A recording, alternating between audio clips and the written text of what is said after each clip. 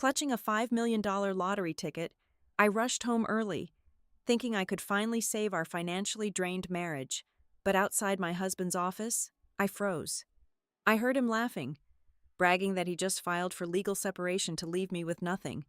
He had no idea his ruthless legal lockout just turned the ticket in my pocket into the ultimate weapon against him. When he finally realizes it, it will be entirely too late. My name is Avery Lewis, and I am 34 years old. For the better part of the last decade, my entire world has been contained within the four walls of a converted sunroom in the quiet, dusty outskirts of Riverton, Colorado. This room is my sanctuary and my prison. It is where I run my bookkeeping and payroll service, a modest but steady operation that keeps the local economy humming, even if nobody ever notices. My clients are the backbone of this town, the roofing contractors with dirt under their fingernails, the independent plumbers who work 60-hour weeks, the electricians who rely on me to make sure their crews get paid every single Friday. I track their expenses, reconcile their chaotic bank statements, and ensure the local and federal tax authorities stay off their backs. It is honest, grueling work that requires absolute precision. Yet, if you were to ask my husband, I am just a bored housewife playing with a calculator. My husband is Grant Holloway. He is 36 years old and serves as the regional sales manager for a rapidly expanding medical device company called Crestline Vantage Systems. Grant is a man who measures his worth by the label inside his suit jacket and the prestige of the surgeons he takes out for expensive steak dinners. In his mind, and very often in his words, he is the sole provider for our household. He carries the heavy burden of the corporate world, battling in the trenches of high-stakes sales, while I simply sit at home in my yoga pants, sipping coffee and occasionally clicking a mouse. The psychological erosion of our marriage did not happen overnight. It was not an explosion. It was the slow, steady drip of water on a stone. It happened in passing comments over dinner. It happened when he would look at my desk, covered in carefully organized manila folders, and offer a patronizing smile. "Having fun watching your little invoices today, sweetheart," he would say, adjusting his silk tie in the hallway mirror. "Try not to mess up the payroll for the drywall guys. I am going to be out late closing a massive account for Crestline. You know how it is when you are carrying the financial weight of a family." I would just nod and swallow the lump of resentment in my throat. I never corrected him anymore. I never reminded him that my little invoice hobby completely covered the property taxes, the monthly utility bills, the homeowner's insurance, and every single trip to the grocery store. I let him have his illusion of total supremacy, because fighting him on it only led to endless, exhausting arguments about my lack of ambition. Over the years, his constant belittling did exactly what it was designed to do. It made me doubt my own value. I began to wonder if I really was just riding his coattails, if my contribution to our lives was as insignificant as he claimed. But there was one undeniable fact that Grant could never erase. No matter how much he tried to twist our financial narrative, the roof over our heads belonged to me just as much, if not more, than it belonged to him. Our house, a beautiful 4-bedroom colonial with a wraparound porch and the attached studio where I work, was not purchased with Grant's corporate salary. It was secured by a profound stroke of bittersweet luck. 3 years ago, my beloved aunt passed away and left me a substantial inheritance. It was clean, unencumbered money from a lifetime of her frugal saving. Grant had immediately wanted to dump the entire sum into a highly volatile joint investment portfolio managed by one of his golfing buddies. For the first time in our marriage, I planted my feet and refused. I took that money and used it as the massive down payment for our home. It was my safety net. It was the physical manifestation of my family's legacy, poured into the foundation of the house we lived in. Recently, however, that house had become a bizarre point of fixation for Grant. The subtle shift in his behavior began about 4 months ago. The man who usually could not be bothered to look at a utility bill suddenly developed an intense, almost obsessive interest in our property deed and our home equity. At first, it disguised itself as casual conversation over Sunday morning coffee. He would casually mention how much property values in Riverton had skyrocketed. Then, The conversations grew more persistent. He started dropping phrases that sounded completely alien coming from his mouth. He talked incessantly about asset restructuring and leveraging stagnant equity to maximize our liquidity. When I asked him to explain what he meant, to sit down and actually show me the numbers because numbers are the one language I speak fluently, he would immediately become defensive. His eyes would narrow, his jaw would clench, and he would deploy his favorite weapon, condescension. Avery, this is high-level corporate finance strategy. It is not something you can just map out on a simple contractor spreadsheet. We need to be smart about our assets. I am handling it. He was handling something. That much was certain. But it was not just our assets. His entire routine fractured. The man who used to be home by 6 o'clock sharp began rolling into the driveway at 10 or 11 o'clock at night. He blamed client dinners, emergency sales meetings, and the relentless pressure of his regional quotas. But the smell of scotch on his breath and the rigid, defensive posture he held whenever I walked into the room told a different story. Then came the phone. For 7 years, Grant's phone had been an open book, carelessly tossed on the kitchen island or left charging on the sofa. Suddenly, it became an extension of his physical body. It was always in his pocket. If he did set it down, it was strictly face down on the marble counter, the screen hidden from the world. He changed his passcode from our anniversary date to a complex 6-digit sequence he guarded with his life. When it buzzed in the late hours of the evening, he would snatch it up and retreat to the downstairs office, closing the heavy oak door behind him. I could hear the muffled, frantic tone of his voice through the wood, tossing around those same terrifying, sterile words: liability insulation, cross-collateralization, shielding the capital. I was a bookkeeper. I knew what those words meant in a business context. They were defensive maneuvers. They were the steps a company took before filing for bankruptcy or hostile restructuring. But hearing my husband use them in the middle of the night, whispering into a glowing screen, sent a cold spike of dread straight into my chest. Yet, human beings possess a terrifying capacity for denial when the truth is too painful to look at. I desperately built a wall of rationalizations to protect myself from the glaring red flags waving in my living room. I convinced myself that Grant was simply drowning in the stress of the impending second quarter close. He had been hyping up a massive, game-changing equity bonus package from Crestline Vantage Systems for months. He promised that this bonus would push us into a new tax bracket, that it would finally ease the invisible financial tension that had been suffocating our marriage. I told myself that the late nights, the secrecy, the sudden obsession with our home's equity were all just the erratic symptoms of a man carrying the weight of a monumental corporate deal. I chose to believe he was protecting our future, not dismantling it. The morning that shattered my entire existence began exactly like 1,000 mornings before it. It was a perfectly ordinary, sweltering Tuesday in mid-July. I woke up at exactly 6:30. The space beside me in the bed was already empty, the sheets cold.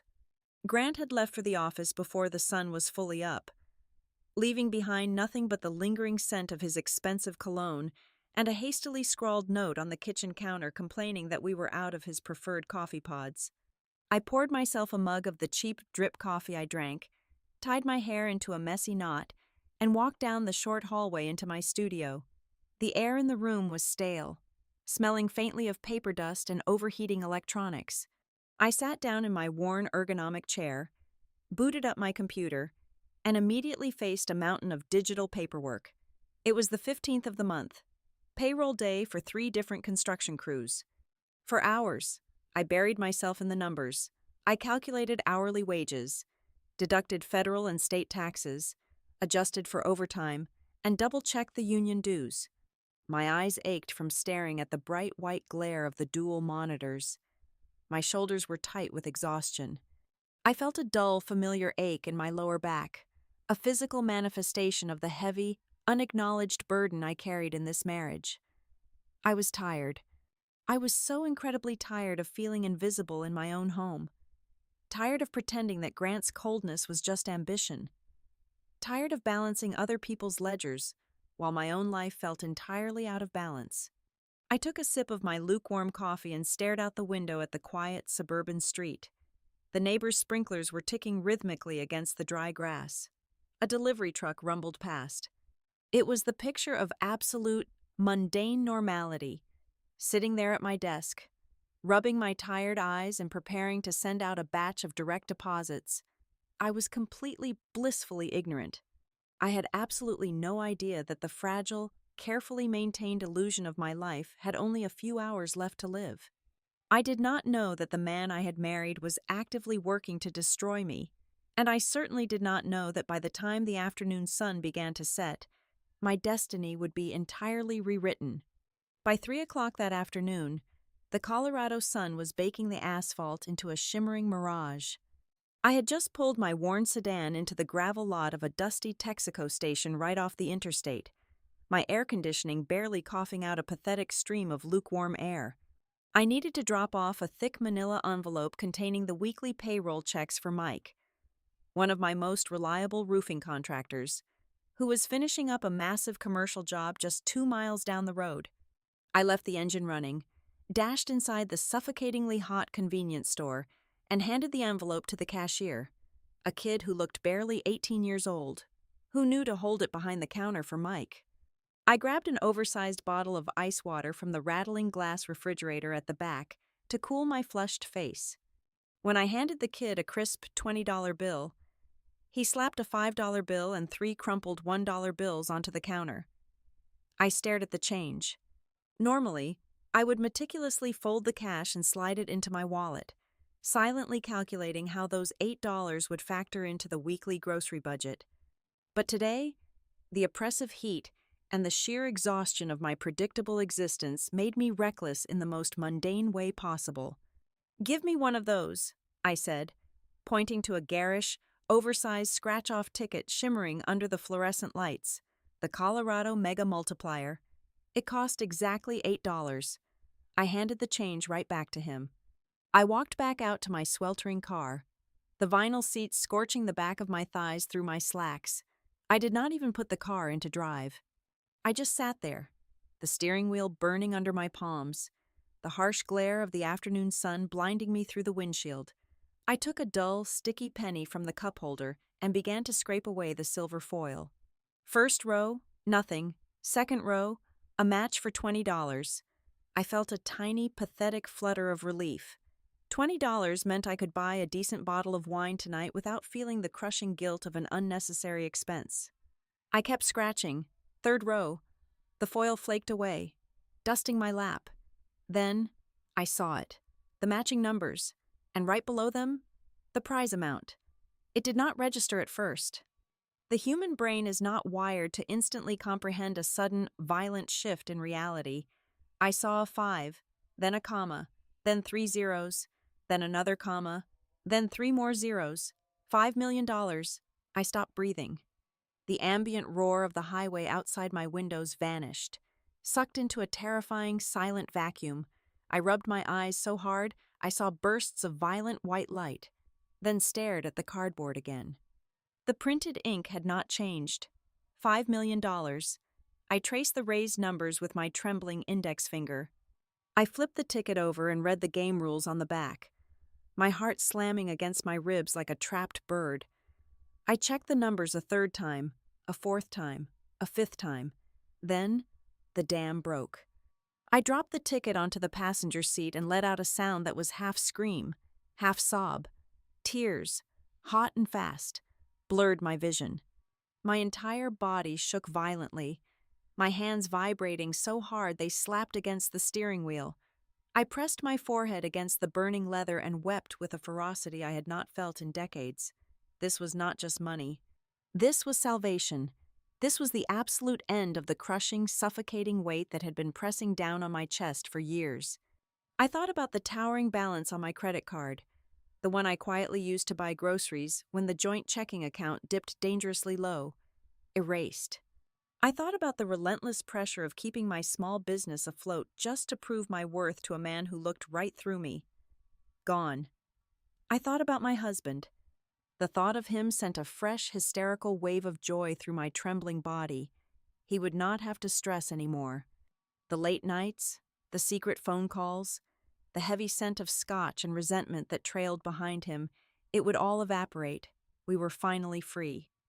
He could quit his high-pressure corporate job. We could finally breathe. We could finally be partners again, equals, untethered from the brutal machinery of financial survival. I threw the car into drive, the tires kicking up a massive cloud of white gravel, and sped toward home. It was barely 3:30 in the afternoon. I was almost 2 hours early. I flew down the empty suburban streets, my mind racing with 1,000 different ways to break the news. Should I hide the ticket under his dinner plate? Should I just slap it onto his pristine oak desk? I imagined the shock on his face melting into pure, unadulterated relief. I imagined him wrapping his arms around me, finally looking at me with the respect and love I had been starving for. I pulled into our driveway, killed the engine, and practically floated to the front door. I unlocked it as quietly as I could, eager to execute my brilliant surprise.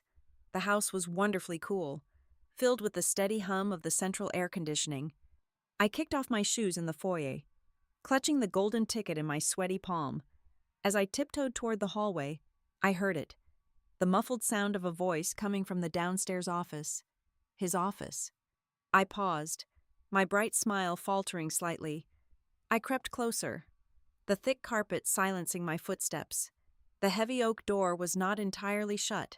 A thin sliver of yellow light spilled onto the hardwood floor of the corridor. I pressed my back against the wall, holding my breath, intending to wait for him to finish his call before bursting in to change our lives forever.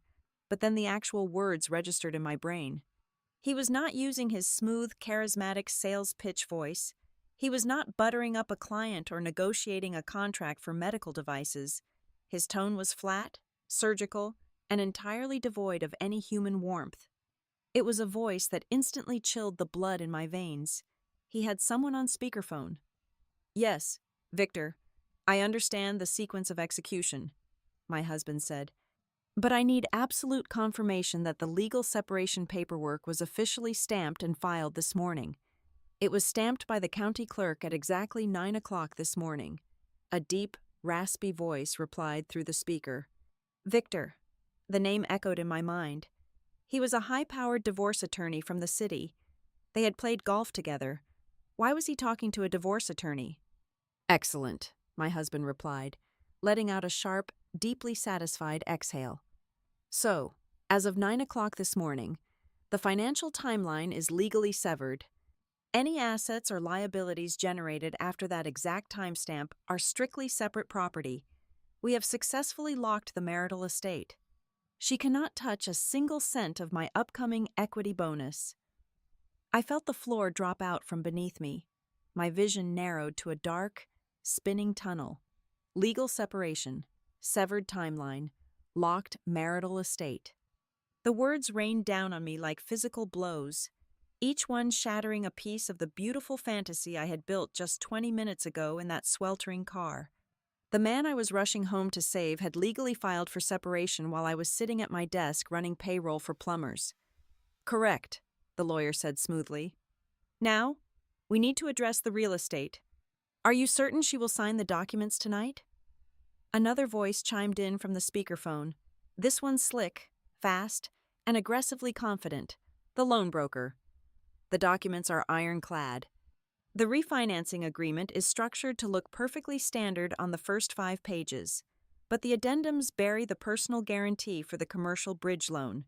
Once her signature is on that paper tonight, she is assuming 75% of the liability for your outside venture, and she is simultaneously subordinating her primary claim to the home equity. She will sign it," my husband said, his voice dripping with a casual, sickening contempt that made my stomach heave. "She does not read the fine print. She just looks at the little signature boxes I point to. I will cook a nice dinner, pour her 2 heavy glasses of Cabernet, tell her this is a short-term liquidity play to maximize our portfolio, and she will sign it just to get me to stop talking about high-level finance. By tomorrow morning, the loan will fund, my private debt will be cleared, and when the separation becomes public next week, she will be holding a bag of toxic debt tied directly to the house she loves so much. She will have to sell it to cover the margin call, and I walk away with my bonus fully shielded and my hands clean. I pressed both hands over my mouth to stifle a scream.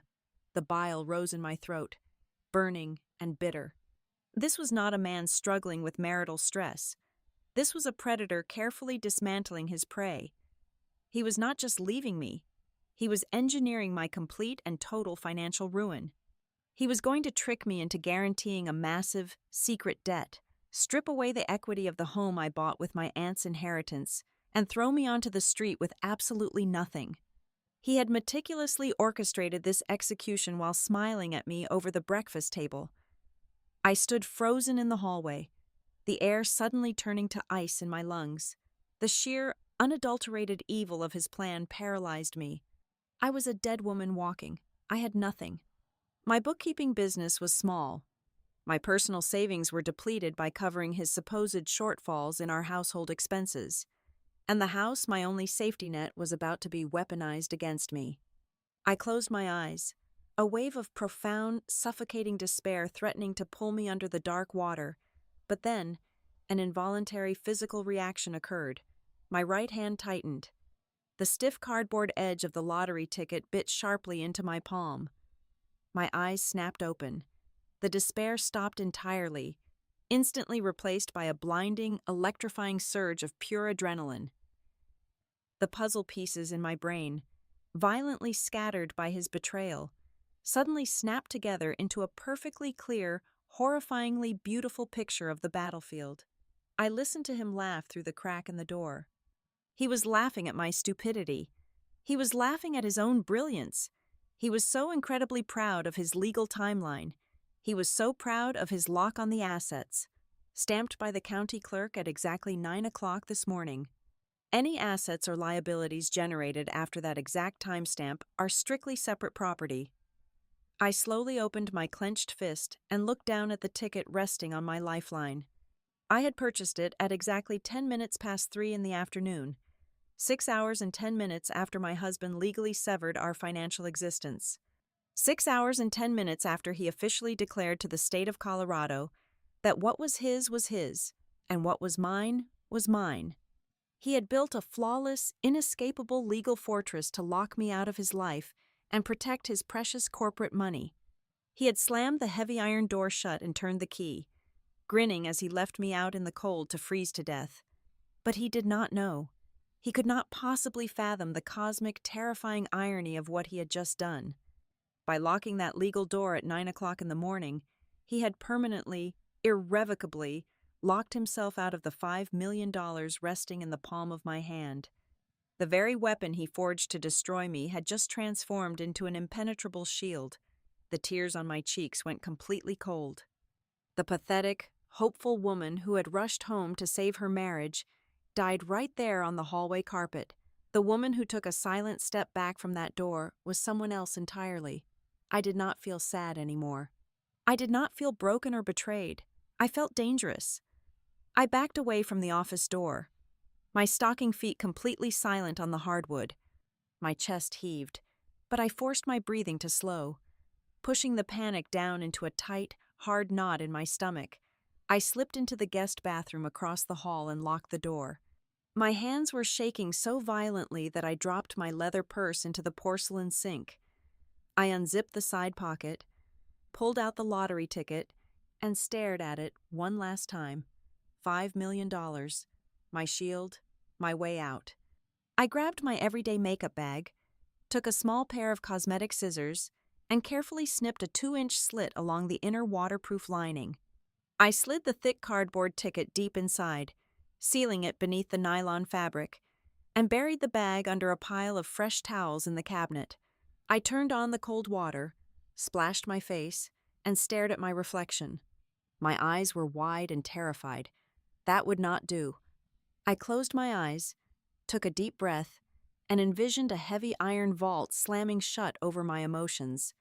When I opened my eyes again, the terror was gone, replaced by a cold, blank canvas. I stepped out of the bathroom just as the office door swung open. Grant stood there, rolling up the sleeves of his crisp blue dress shirt.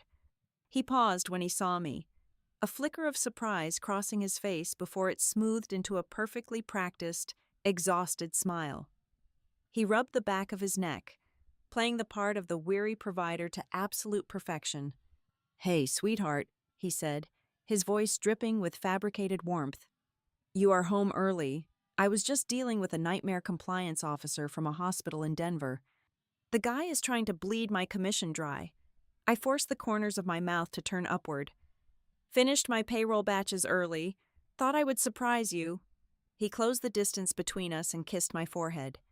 His lips felt like ice against my skin. "Well, I am glad you are here. In fact, I am logging off right now. You work too hard. I am making dinner tonight. We need a quiet evening, just the two of us."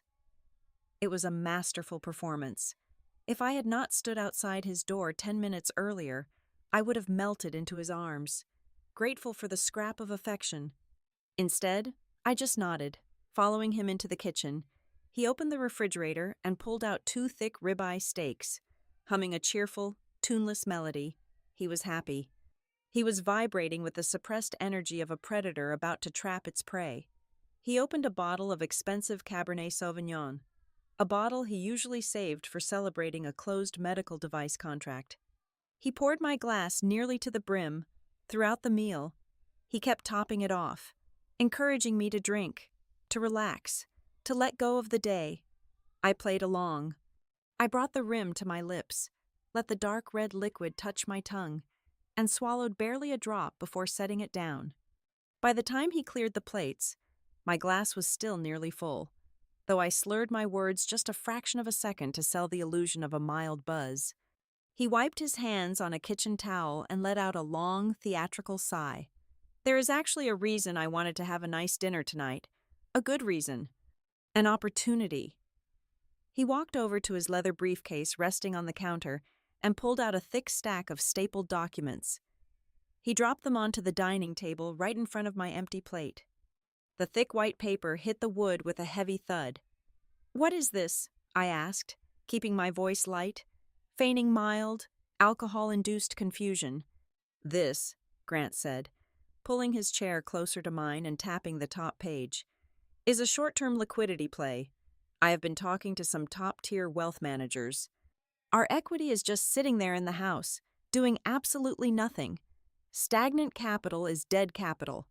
Avery, this paperwork shifts some of that equity into a high-yield, temporary commercial investment vehicle. It is a bridge loan structure, fully insured. We will see a 30% return in 6 months." He handed me a sleek black pen. "I just need you to sign the authorization on the back page. We have to lock in the rate by tonight." I looked down at the documents. I did not flip to the back page. I started at page 1. I am a bookkeeper. I spend 60 hours a week hunting for missing pennies in labyrinthine ledgers. My eyes automatically scanned the dense legal jargon, cutting through the fluff to find the hard numbers. It took me less than 3 minutes to find the poison. Right there on page 4, buried under a paragraph about indemnification, was the interest rate, 18%. This was not an investment. It was a predatory loan. Then, I checked the disbursement schedule. The funds were not going into our joint account or any escrow. The routing number listed belonged to a sole proprietorship account in Grant's name only. He was pulling the cash straight out of my house and putting it directly into his own pocket. But the absolute worst part, the kill shot, was the cross-default clause on page 7. It explicitly stated that in the event of default, the lender could attach liens not only to the primary residence, but to any registered business entities operated from the premises. He was tying my small bookkeeping company, my only source of independent income, to his toxic debt. I set the papers down and pushed them an inch away. "Grant, this says the interest rate is 18%, and the funds are going directly to you, not an investment trust. Also, this cross-default clause puts my LLC on the line. I am not signing this." The gentle, caring husband vanished instantly. His posture stiffened, his shoulders rising defensively, the mask shattered, revealing the seething contempt beneath. "You have absolutely no idea what you are reading," he snapped, his voice dropping an octave, losing all its warmth. You look at an 18% rate and panic because you think like a small-town clerk. This is high-level finance. The yield covers the interest and nets us a massive profit. I am trying to build wealth for us, and you are nitpicking standard boilerplate clauses. It is a personal guarantee. Grant, I said, keeping my voice remarkably steady. You are asking me to collateralize the house and my business for a loan you control entirely. He slammed his hand on the table, rattling my wine glass. Your business? You mean your little hobby of doing math for plumbers? That does not generate real wealth. I am the one bringing in the heavy capital. Just sign the damn paper. Before I could formulate a response, the front doorbell rang. It was not a polite chime. It was 3 rapid, aggressive presses. Grant did not even look surprised. He stood up, adjusted his collar, and walked to the door. I stayed in my seat, my pulse quickening. I heard the lock turn, the door swing open, and a chorus of familiar, grating voices flooding my foyer. A moment later, they marched into the dining room like an invading army. Lorraine, my mother-in-law, wore her usual expression of sour disapproval, her sharp eyes immediately landing on the stack of papers. Brooke, Grant's younger sister, marched in clutching a designer leather tote, her face set in the rigid, judgmental lines of a senior certified public accountant. Right behind her was Trent, her husband, a commercial real estate broker who always looked at my house like it was a tear-down property he wanted to flip. They did not bother with pleasantries.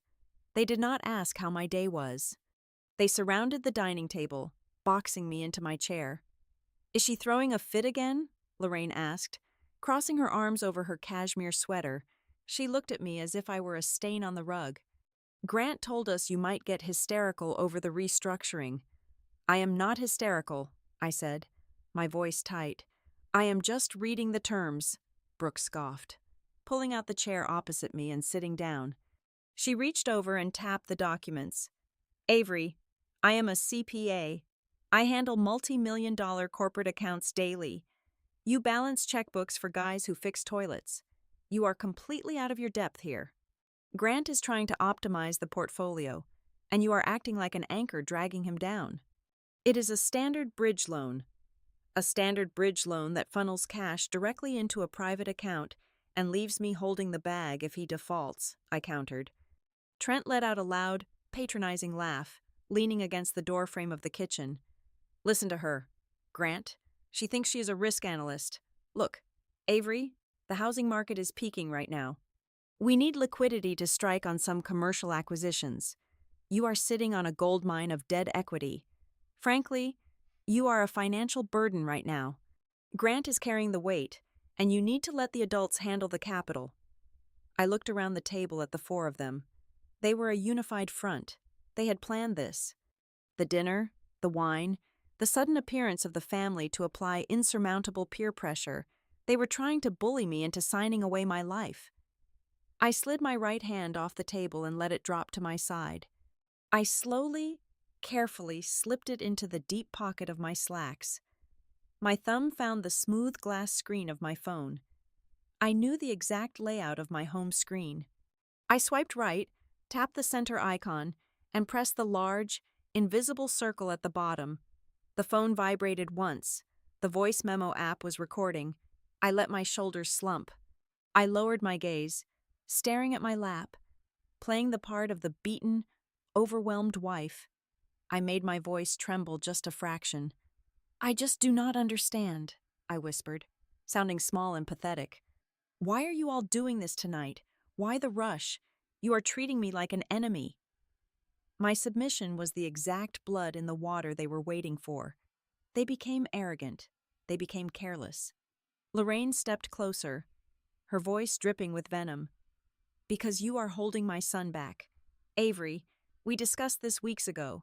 I told him he needs to cut his losses on this marriage if you cannot get on board with his vision. We are tired of waiting for you to catch up. Exactly, Brooke chimed in, leaning across the table. We sat down in my office the first week of June and ran the numbers. Trent even pulled the comps for this neighborhood. We all agreed that liquidating the equity was the only way to cover the spread. Trent nodded, completely oblivious to the trap they were walking into. I already have 2 private buyers looking for a property with this kind of acreage. Avery, we have been prepping the preliminary paperwork for a month. We just need your signature on this bridge loan to clear the immediate hurdle, and then we can start the transition. Do not make this harder than it has to be. I sat there, my head bowed, listening to them explicitly detail a premeditated conspiracy to strip my assets and force me out of my own home. They had been planning this since June. They had run numbers. They had pulled property values. They were a team of corporate vultures. And I was the carcass on the table. The phone in my pocket recorded every single word, every admission of premeditation, every threat, every piece of evidence I would need to utterly destroy them. Grant sighed heavily, looking down at me with absolute pity. Just sign it. Avery, we are not leaving this room until you do. It is for your own good. I kept my head down, hiding the cold, terrifying smile that was threatening to break across my face. Let them feel powerful. Let them feel like they had won the night. Because they had absolutely no idea that while they were busy trying to steal my house, I was already millions of miles ahead, untouchable, and armed to the teeth. The sharp chime of Grant's cellular phone sliced through the suffocating tension in the dining room. He pulled it from his pocket, glanced at the glowing screen, and a deeply satisfied smirk spread across his face. He looked up at his family, then down at me, his eyes gleaming with the thrill of the trap snapping shut. Perfect timing, he announced, his voice ringing with absolute authority. That is the mobile notary. I paid a premium to have him dispatched tonight. He just pulled into our subdivision and will be ringing the front doorbell in less than 5 minutes. We are going to get these signatures authenticated, stamped, and legally binding before anyone goes to sleep. A cold spike of pure panic shot straight through my chest. A mobile notary. I had calculated that I could stall until morning, that I could simply refuse to sign, endure a night of arguments, and slip away at dawn to find a lawyer. But Grant was completely suffocating my timeline. Once an official state witness walked into my foyer, the physical intimidation from his family would escalate into a formal, legal cornering. I could not sit at this table for another 5 minutes. I needed a tactical retreat, and I needed it immediately. I pressed the palms of my hands firmly against my temples and let out a strained, ragged breath. I closed my eyes tightly, screwing up my face in an expression of intense physical agony. Grant, I whispered, making my voice tremble and crack just enough to sound pathetic. The wine, my head is absolutely splitting. I cannot look at these tiny legal fonts right now. My vision is blurring. I just need a migraine pill and 20 minutes lying down in the dark to let the throbbing pass. Please, Lorraine let out a sharp theatrical scoff, rolling her eyes toward the ceiling. Oh, for heaven's sake. Here comes the inevitable medical emergency to avoid taking responsibility, but Grant held up his hand, silencing his mother. He looked at me, studying my slumped shoulders and my pained expression. He did not see a woman plotting an escape. He saw a broken, defeated wife who was finally buckling under the psychological weight he had applied all evening. He smiled a cold, magnanimous smile. Fine, he said smoothly. Go upstairs. Take your pill. Lie down. But you have exactly 30 minutes. Avery, when you come back down those stairs, the notary will be waiting with his seal, and you are going to put your name on the dotted line. Do not test my patience tonight. I nodded weakly, keeping my eyes fixed on the floor. I pushed my chair back, the wooden legs scraping loudly against the hardwood floor, and slowly walked out of the dining room. I kept my posture hunched and my steps heavy as I climbed the main staircase. Every fiber of my being wanted to sprint, but I forced myself to play the role of the wounded animal retreating to its den. I stepped into the master bedroom and pushed the heavy wooden door shut, but I did not let the latch click.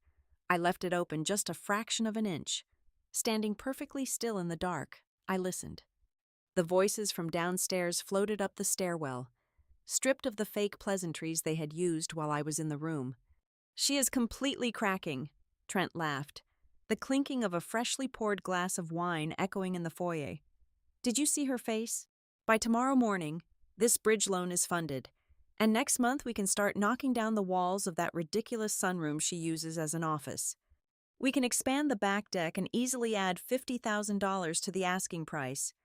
Just make sure the LLC cross-default clause is airtight, Brooke added, her voice crisp and calculating. If she tries to stall the sale of the house during the separation proceedings, you just trigger the default on the commercial loan. Grant, it will freeze her business accounts instantly. She will be begging to sign over the deed just to keep her little payroll hobby afloat. They were talking about dismantling my life, tearing down my workspace, and financially starving me out, all while standing in the house my family's money had paid for. The last lingering shred of grief or attachment I held for my marriage evaporated into the cool, conditioned air of the bedroom. My heart stopped racing. My breathing steadied. A profound, icy calmness washed over my brain. I moved with the silent, lethal precision of a ghost. I slid open the closet door and pulled a sturdy, dark canvas duffel bag from the top shelf. I did not bother with clothes or toiletries. I opened my small lockbox hidden beneath a pile of winter sweaters and grabbed my passport, my driver's license, my social security card, and my birth certificate. I tossed them into the bag. Next, I needed the ammunition. I crept down the secondary back hallway that connected to my sunroom studio. The door was unlocked. I slipped inside the dark office, the moonlight casting long shadows across my desk. I unplugged my heavy work laptop and shoved it into the duffel. I opened the bottom drawer of my filing cabinet and retrieved the encrypted external hard drive containing 7 years of meticulous financial records for every single one of my clients. Grant would not get his hands on their livelihoods. Finally, I grabbed the thick, fireproof manila envelope containing the original closing documents and the deed to the house. I retraced my steps down the hallway to the guest bathroom. I reached under the stack of towels, pulled out the slit makeup bag, and felt the stiff cardboard of the $5 million ticket safely tucked inside the lining. I dropped the bag into the duffel and zipped it shut. The front doorbell rang, a sharp, heavy buzz that echoed through the entire house. The mobile notary had arrived. I heard Grant's booming voice welcoming the man inside, followed by the shuffling of feet into the dining room. My exit through the front door or the garage was completely blocked. I slung the heavy canvas strap of the duffel bag diagonally across my chest. I tiptoed into the laundry room at the very rear of the house. I gently turned the deadbolt on the back door, the metallic click sounding deafening in the quiet room. I pushed the door open, stepped out onto the back patio, and closed it firmly behind me. The humid July night air wrapped around me instantly. The crickets were chirping loudly in the tall grass. I did not turn on the patio lights. I moved swiftly across the lawn, keeping close to the shadows cast by the large oak tree. I reached the tall wooden fence at the back of our property, unlatched the rusty iron gate, and slipped out into the narrow, unpaved rear alleyway that serviced the neighborhood trash collection. I walked fast, the gravel crunching softly beneath my sensible flat shoes. I did not look back at the house. I kept my eyes focused straight ahead, navigating the dark alley for 2 full blocks until I reached the illuminated intersection of Elm Street and Maple Drive. I stood under the flickering amber glow of a street lamp and pulled my phone from my pocket. I opened a rideshare application and requested a driver to my exact coordinates, selecting a cheap motel located on the commercial edge of the county, miles away from my affluent suburb. 3 minutes later, a silver sedan pulled to the curb. I climbed into the back seat, pulling the heavy duffel bag onto my lap. As the driver merged onto the main arterial road, my phone buzzed violently in my hand. It was a text message from Grant. "The notary is ready. Come downstairs immediately." I stared at the screen, my face devoid of expression. 10 seconds later, the phone buzzed again. "I am not playing games with you. Avery, if you are not sitting at this table in 2 minutes, I am coming up there." I watched the digital clock on my phone screen change. A full minute passed. Then, my screen lit up with a massive block of text. He had gone upstairs. He had found the empty bedroom, The facade was completely gone. You stupid, ungrateful woman. You think you can just sneak out of your own house? Listen to me very carefully. If you do not walk back through that front door and sign these papers before midnight, I am logging into the bank portal and freezing every single joint account we have. I will call the provider and cut off your cellular data plan. You will have absolutely no access to money, no way to call for help, and nowhere to go. Come back and sign the loan, or you will have absolutely nothing by tomorrow morning. I did not reply. I simply swiped down on my screen and tapped the icon to disable my location sharing services. Let him stare at a dead signal. The rideshare dropped me off in front of a sprawling, depressing motel situated next to a massive truck stop. The neon vacancy sign buzzed with a harsh pink light. I walked into the lobby, which smelled faintly of stale cigarette smoke and strong industrial pine cleaner. I approached the bulletproof glass at the reception counter and asked the tired clerk for a room for one night. He slid a card reader under the glass. "That will be $85, ma'am." I pulled my wallet out of sheer, morbid curiosity. I took out the blue debit card tied to the joint checking account Grant and I shared. I inserted it into the machine. The screen blinked red. Transaction declined. Account frozen. He had not even waited until midnight. He had executed his threat the moment I defied him, proving exactly how much control he believed he had over my survival. He thought he had just cut off my oxygen. I looked at the clerk, offered a polite apology, and reached deeper into my wallet. I unzipped a hidden, secondary compartment and pulled out a sleek silver credit card.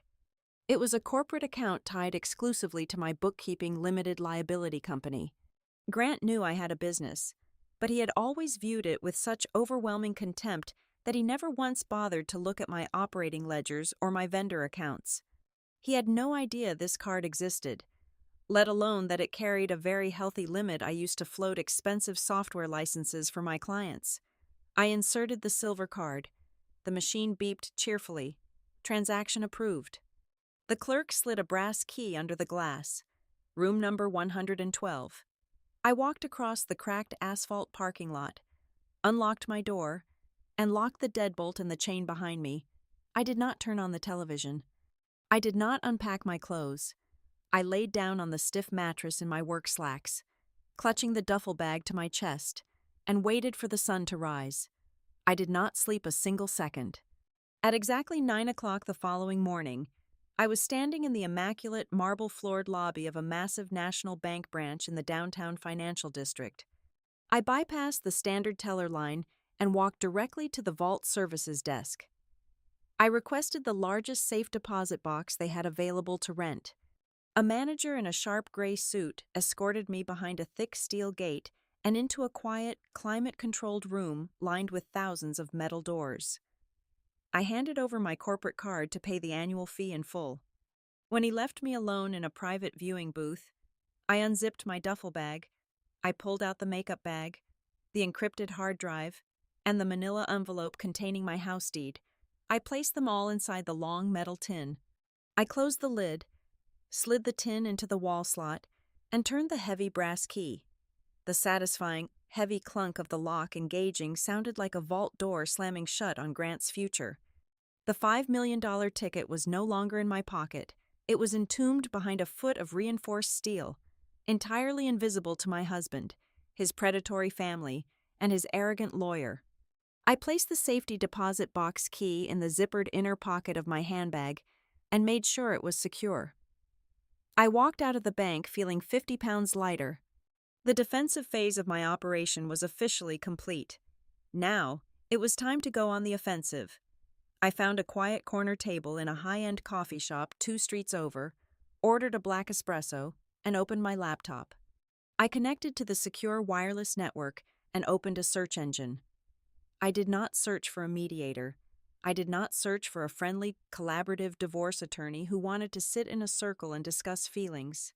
I typed in specific keywords: high-asset litigation, forensic accounting, marital fraud, aggressive representation. I read through dozens of law firm profiles, dismissing anyone who mentioned amicable resolutions. I needed a shark, I needed a legal butcher who specialized in dissecting men who thought they could hide their money and bully their wives. After 40 minutes of relentless scrolling, I found her, Sloane Barrett, a senior partner at a boutique litigation firm that occupied the top floor of a glass skyscraper just 10 blocks away. Her biography did not boast about holding clients' hands. It boasted about securing massive punitive damages in cases of severe financial abuse and uncovering complex offshore shell companies during contentious corporate divorces. A prominent legal journal had profiled her last year, describing her courtroom demeanor as terrifyingly polite and clinically destructive. She was exactly what I needed, a weapon. I picked up my phone, dialed the number listed on her website, and listened to the line ring. I was no longer a scared bookkeeper running from a fight. I was a woman holding all the leverage in the world, and I was about to hire the general who would help me burn Grant Holloway's meticulously planned future straight to the ground. The elevator doors parted on the 42nd floor, revealing a reception area composed entirely of cold, polished concrete and frosted glass.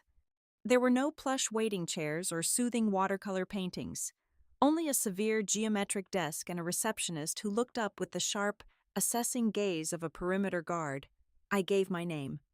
Less than 2 minutes later, I was seated in a corner conference room bathed in harsh, unfiltered morning light, staring across a massive glass table at the woman who was going to dismantle my husband. Sloane Barrett was a force of terrifying elegance. She wore a tailored charcoal suit that looked like armor, her dark hair pulled back into a severe knot. She did not offer me a cup of coffee or ask how I was feeling. She simply steepled her fingers, leaned forward, and told me to empty my bag. I unzipped the heavy canvas duffel and placed the thick stack of unsigned loan documents, the original deed to my house, and my mobile phone onto the glass surface. I unlocked the screen, pulled up the voice memo application, and pressed play. For the next 24 minutes, the conference room was filled with the clear, high-definition audio of my own execution. Sloane did not flinch, sigh, or shake her head, as the voices of Grant, his mother, his sister, and his brother-in-law echoed off the glass walls. She listened to them mock my bookkeeping business. She listened to Trent openly admit they had been planning to liquidate the house since the first week of June. She listened to Grant threaten to trap me in the room until I signed away my life. When the recording finally clicked off, the silence in the room was absolute. Sloane picked up a silver pen, tapped it once against the table, and pressed a button on her intercom. "Mateo," she said, her voice completely devoid of emotion. "Bring your kit into conference room 3. We have a live one." A minute later, the glass door swung open. Mateo Briggs did not look like a traditional accountant. He was younger than me, wearing a wrinkled linen shirt with the sleeves rolled up to his elbows, and carrying a heavy locked briefcase that looked like it belonged to a bomb squad. Sloane introduced him simply as the firm's lead forensic investigator. "Let us start with the weapon," Sloane said, gesturing toward the stack of loan documents Grant had tried to force down my throat. Mateo pulled a pair of thin latex gloves from his pocket, snapped them onto his hands, and began dissecting the pages. For 10 minutes, the only sound was the sharp rustle of thick paper. Then, Mateo let out a low, humorless laugh. "Your husband is either incredibly bold or incredibly stupid," Mateo said, tapping a paragraph buried on page 17. "He told you this was a commercial bridge loan, correct? A short-term liquidity play to maximize your portfolio." "Yes," I replied, my voice steady. "With an 18% interest rate." "It is not a bridge loan," Mateo corrected, his eyes scanning the fine print. "This is a merchant cash advance structured as a personal guarantee. It is one of the most toxic, predatory financial instruments legally permitted to exist. Furthermore, it contains a confession of judgment clause. If you had signed this, and he defaulted on the payments for even a single day, the lender would not have to take you to court. They could immediately seize your bank accounts, freeze your business assets, and place an unliftable lien on your property. He was handing them the keys to your entire life on a silver platter." A cold sweat broke out on the back of my neck. I knew it was bad, but I had not realized it was an instant death sentence for my business. Mateo flipped to the back of the packet, specifically the appendix pages where the final signatures were required. He pulled a small, high-intensity ultraviolet light from his briefcase and shined it over the blank signature lines. He squinted, adjusting the angle of the beam. "Look at this," Mateo murmured, gesturing for Sloane and me to lean in. Under the purple glare of the light, faint, pixelated impressions were visible just above the solid black lines. They looked like phantom ink. "He printed these pages multiple times," Mateo explained, his tone shifting into purely clinical analysis. "These are ghost impressions from a digital printer drum. He took a digital copy of your signature likely lifted from your joint tax returns or your business software and ran test prints to see if he could seamlessly insert your electronic signature into the PDF before printing the final hard copy. He was practicing a forgery. He only stopped and decided to physically force you to sign because a notary stamp creates an ironclad defense against a fraud claim." Sloane's eyes narrowed into dangerous slits. "He knew the debt was too toxic.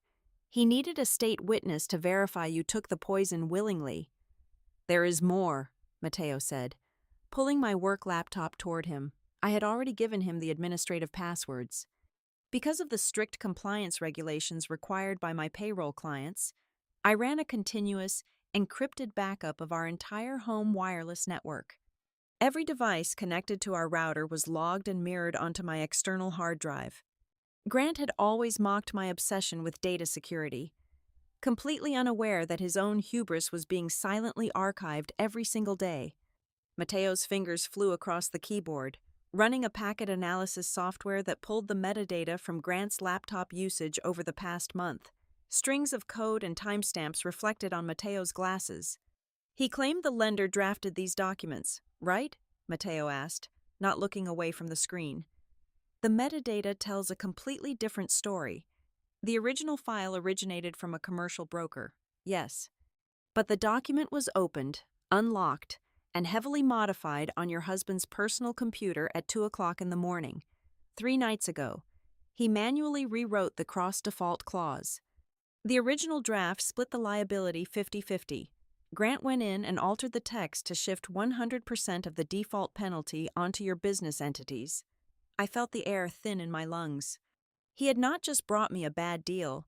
He had actively, meticulously customized the contract in the middle of the night to ensure that if the ship sank, I would be the only one chained to the anchor.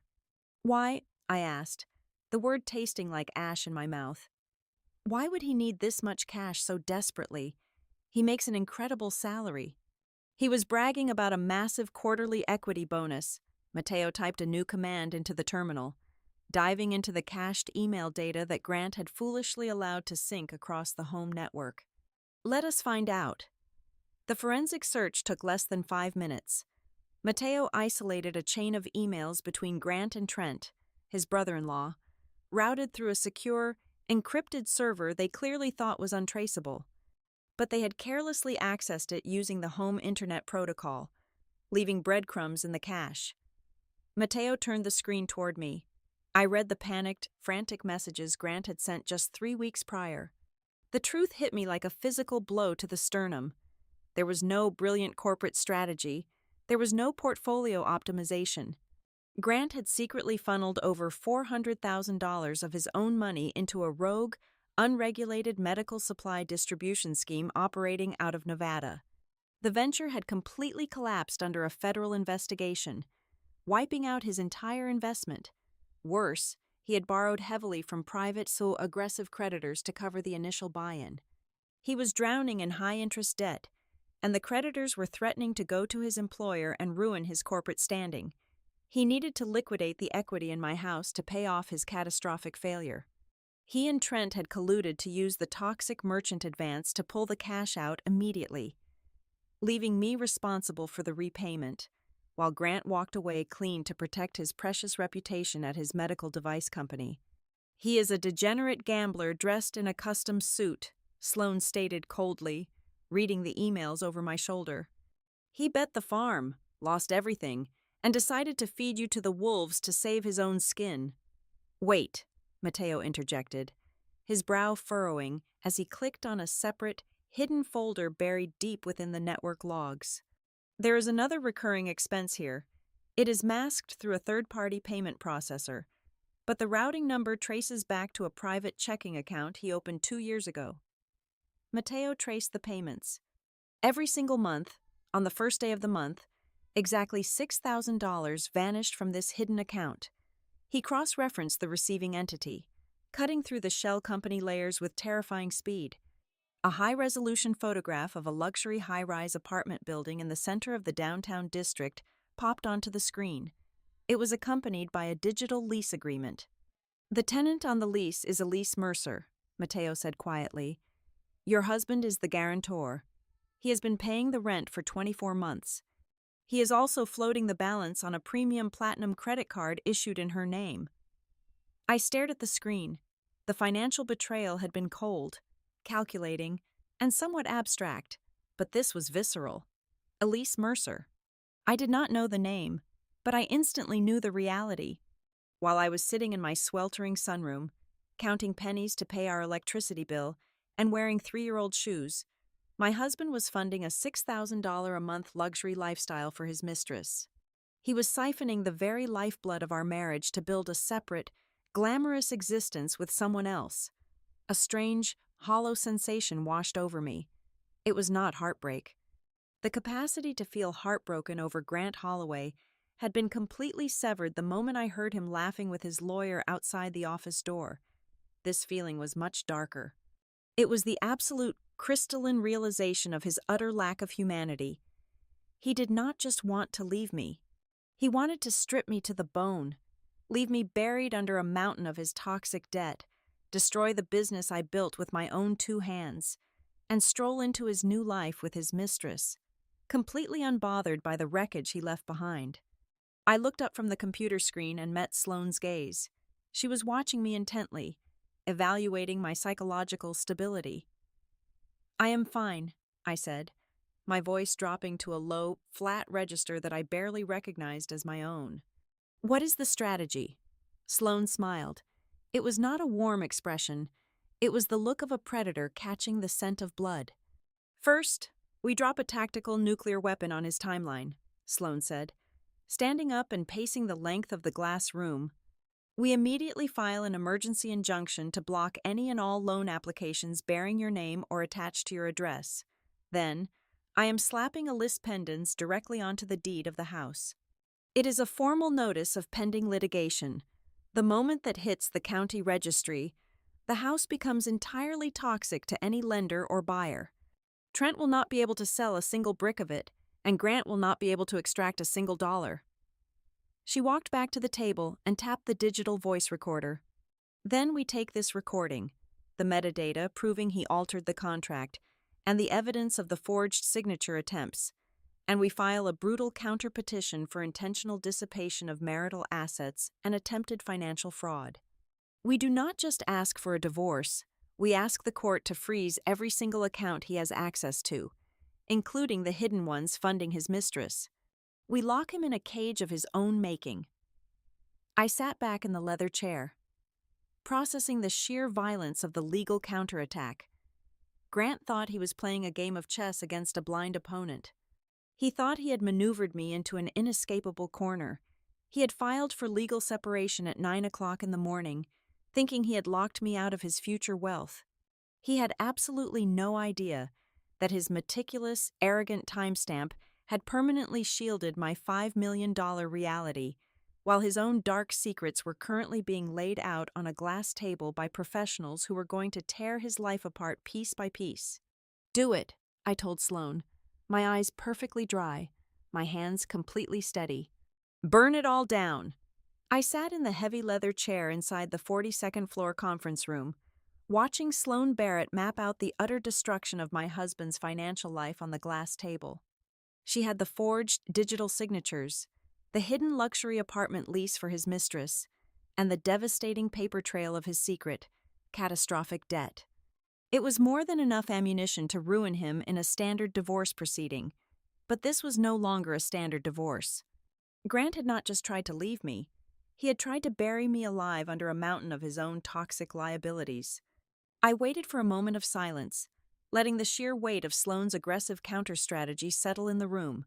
Then, I reached beneath the collar of my silk blouse and pulled the silver chain free. The heavy brass safety deposit key caught the harsh fluorescent light, dangling over the polished glass.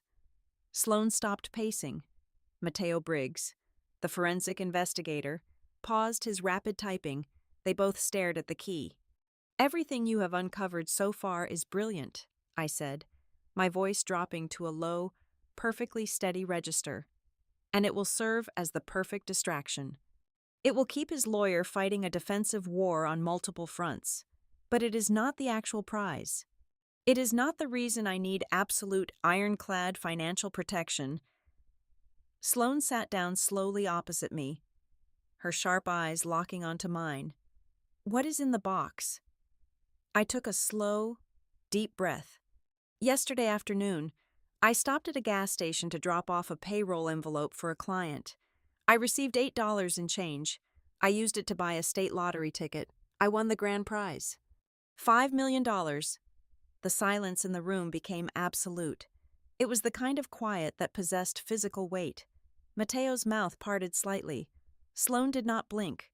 Her mind, an engine built for high-stakes litigation, was rapidly recalibrating the entire battlefield. "Tell me the exact timeline," Sloane demanded, her tones stripping away all pleasantries, leaving only the razor-sharp edge of a general assessing a critical vulnerability. "Every single minute matters. When did he file the separation paperwork?" "I heard him on the phone with his attorney." "Victor Hale," I replied, leaning forward. Grant demanded confirmation that the legal separation was officially stamped and filed. Victor confirmed it was stamped by the county clerk at exactly 9 o'clock in the morning. Victor explicitly stated that the marital estate was locked at that exact minute, and any assets generated after that timestamp were strictly separate property. Mateo immediately spun his laptop around, his fingers flying across the keyboard with a renewed, frantic energy. "I need the exact time you purchased that ticket. Not an estimate, the exact minute." 10 minutes past 3 in the afternoon, I said. 6 hours and 10 minutes after the county clerk stamped his paperwork, Mateo hacked straight into the read-only portal of my business checking account, bypassing the frozen joint accounts. He pulled the digital ledger, searching for the transaction at the dusty highway convenience store. He isolated the line item. He magnified the digital receipt timestamp provided by the merchant processing gateway.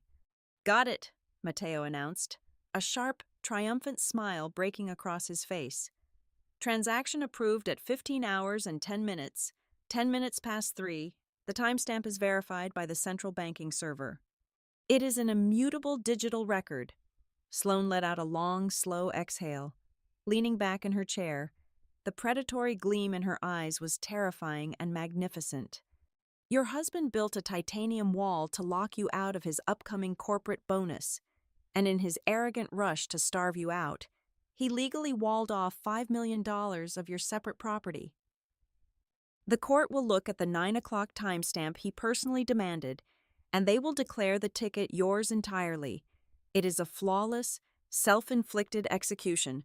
But he cannot know," I stated firmly. "If Grant finds out I have that ticket before the divorce is finalized, he will tie me up in endless, frivolous litigation. He will claim I bought it with marital funds before the timestamp. He will drag the case out for years just to bleed me dry in legal fees. I need the money to remain a ghost." "It will be a ghost," Sloane assured me, opening a fresh legal pad and uncapping her silver pen. "We are going to build a fortress around that ticket so thick he will not even see the shadow of it.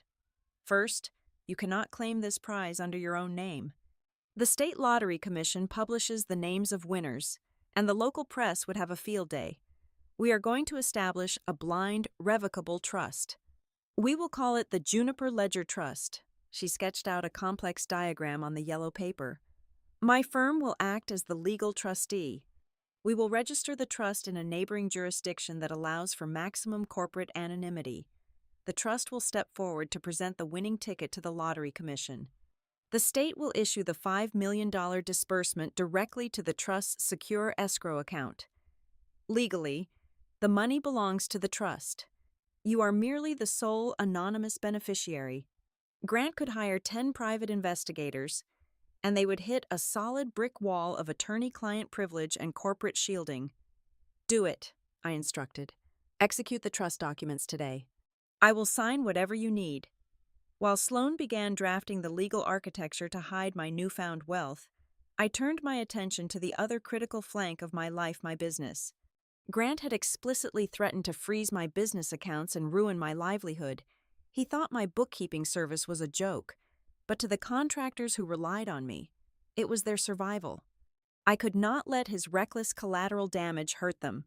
I pulled my heavy work laptop from the duffel bag, connected to the law firm's secure wireless network, and initiated a total digital lockdown. I logged into the master administrative portal of my accounting software. I deleted the old passwords and replaced them with complex, 30-character alphanumeric strings.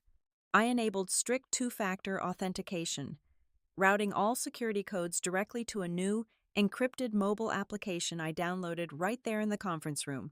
Next, I severed the physical ties. For years, I had run my business off a localized server tower tucked under the desk in my sunroom. If Grant was angry enough, he might try to physically destroy the machine or hire someone to extract the data. I initiated a forced, remote migration. I transferred every single byte of client data, every payroll ledger, and every tax document to a secure military-grade cloud storage facility. Once the upload was fully verified, I sent a remote wipe command to the physical hard drive sitting back at the house. If Grant managed to bypass the biometric lock on the office door and turn on that computer, he would find absolutely nothing but a black, empty screen. I spent the next 2 hours calling my primary clients, informing them that I was undergoing an emergency system upgrade and providing them with new, secure upload portals for their weekly invoices.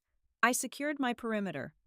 As I closed my laptop, my mobile phone, resting on the glass table, began to vibrate violently.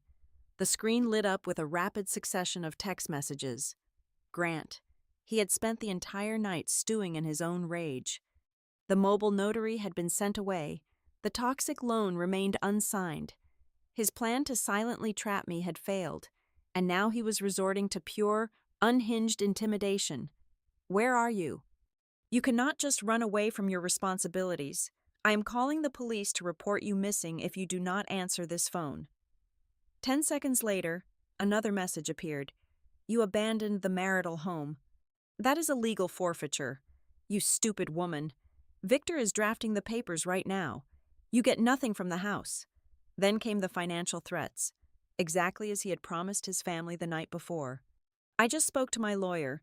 If you do not return and sign the liquidity documents by noon today, I am filing an emergency petition for court receivership over your bookkeeping business. I will tell the judge you are suffering a mental breakdown and fleeing your debts. I will force a full forensic audit of every single contractor you work for. You will lose all your clients by Friday. I stared at the glowing screen, feeling a brief, reflexive spike of adrenaline. The old version of me would have panicked.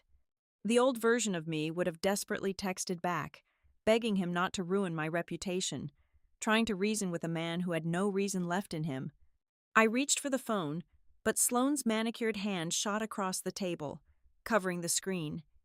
Do not engage, Sloane ordered, her voice completely flat. Do not type a single word. Do not try to defend yourself. This is exactly what we want him to do. He is handing us the rope to hang him with.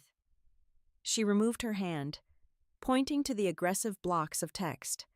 Every threat he sends is a documented, time-stamped instance of financial coercion and emotional abuse. He is explicitly threatening to weaponize the legal system to destroy your independent business because you refuse to sign a fraudulent, predatory loan. It is textbook extortion. Save the texts. Save the voicemails. Export them directly to Mateo's secure server. Let him scream into the void. I nodded slowly. I took careful screenshots of every message, ensuring the timestamps were clearly visible, and forwarded them to the forensic investigator. I then placed the phone face down on the glass. The device continued to buzz angrily against the table every few minutes, but it sounded distant, like a trapped insect battering itself against a window it could not break. "Where are you staying?" Sloan asked, finalizing the last page of the Juniper Ledger Trust documents. "A cheap motel off the interstate," I replied. "My joint debit card was declined last night." He froze the accounts. "Good," Sloan said, not offering a shred of sympathy. "Let him think his strategy is working. Let him believe he has successfully cut off your oxygen supply. Move out of the motel today, but do not check into a luxury hotel. Find an inexpensive short-term corporate rental on the industrial side of the city. Buy your groceries at discount stores. Pay for everything using your isolated business credit card, so we have a clean, easily defensible paper trail of your living expenses. You need to look exactly like a woman who is terrified, destitute, and running out of options." I understood the assignment perfectly. The illusion of vulnerability was my greatest tactical advantage. Later that afternoon, I signed the sprawling trust documents, transferring the rights of my winning ticket to the anonymous corporate entity Sloan had constructed. I left the towering glass skyscraper and took a rideshare to a modest, slightly run-down apartment complex near the commercial rail yards. I rented a small, furnished one-bedroom unit on a month-to-month lease. I went to a local discount supermarket and bought generic coffee, dry pasta, and cheap bottled water. I sat alone at the scratched laminate dining table in my new, cramped apartment as the sun began to set over the industrial skyline. My phone continued to light up with furious, demanding messages from my husband, his mother, and his sister. They were a coordinated attack unit, all trying to break my spirit, all entirely convinced that I was sitting in the dark, crying over my ruined life, desperately trying to figure out how to survive. They thought I was trapped in a corner. They thought they had successfully pushed me off the edge of a cliff. They had absolutely no idea that I was not falling. I was sitting quietly in the center of an impenetrable, invisible financial fortress. I had $5 million safely insulated behind layers of elite legal armor. My business was locked down tighter than a bank vault. My lawyer was currently drafting a countersuit that would expose every single one of Grant's dark, pathetic secrets to a federal judge. I poured myself a glass of cheap tap water, raised it toward the glowing screen of my buzzing phone, and took a slow, satisfying sip. Grant thought he was watching me slowly starve to death, entirely unaware that I was just patiently waiting for him to exhaust his ammunition before I dropped the drawbridge and crushed him into the dirt. The text message arrived on my phone at exactly 8 o'clock in the evening. I was sitting at the tiny laminate table in my corporate rental, eating a bowl of plain pasta. The notification illuminated the dark room. It was from Trent, my brother-in-law. "Appraisal team and 2 prospective cash buyers will be at the house tomorrow morning at 10 o'clock sharp. Make sure your office is cleared of any sensitive client files. We have the legal right to list the property." I stared at the screen, a cold smile touching the corners of my mouth. He was incredibly arrogant. I had not signed a single listing agreement. I had not authorized a broker of record. I had not signed the toxic commercial loan Grant tried to force on me. Yet, Trent was so entirely convinced of Grant's absolute control over my life that he was moving forward with marketing the property as if I were already dead and buried. I immediately dialed Sloan Barrett. She picked up on the second ring. "Read it to me," Sloan commanded. Skipping any polite greeting, I read Trent's text message aloud. A low, sharp laugh echoed through the receiver. It was the sound of a trap snapping shut on a careless predator. "They are getting sloppy," Sloan said, her voice vibrating with aggressive energy. "Grant thinks because he filed the separation paperwork, he has a unilateral mandate to liquidate the marital estate. He is wrong. He is so incredibly wrong that it is going to cost Trent his real estate broker license. I want you at that house tomorrow morning at exactly 10 o'clock. He told me to clear out," I noted. "You are not going to clear out," Sloan instructed. "You are going to walk through the front door of your own home. I am emailing you a certified copy of the Notice of Pending Litigation, the document that proves the property is under a hard legal dispute, along with a certified copy of your original deed. Print 5 copies of each. Put them in professional presentation folders. When you walk into that house, you will not yell, you will not cry. You will act like a senior partner at a law firm shutting down an illegal corporate merger. You will record the entire interaction. Then, you will call the local authorities. I spent the next 2 hours preparing. I went to a local 24-hour copy center and printed the heavy legal documents on high-quality paper, sliding them into crisp navy blue folders. The next morning, I woke up at 6 o'clock. I bypassed the casual clothes I usually wore for my bookkeeping work. Instead, I put on a tailored charcoal gray blazer, a crisp white silk blouse, and black slacks. I pulled my hair back into a tight, severe knot. I looked exactly like the corporate executioner Sloan wanted me to be. I drove my modest sedan back to my old affluent neighborhood. I did not park in my own driveway. I parked 2 blocks away, hidden behind a row of tall cedar hedges. At 10 minutes to 10 o'clock, I walked down the familiar sidewalk. The morning sun was bright, baking the manicured lawns.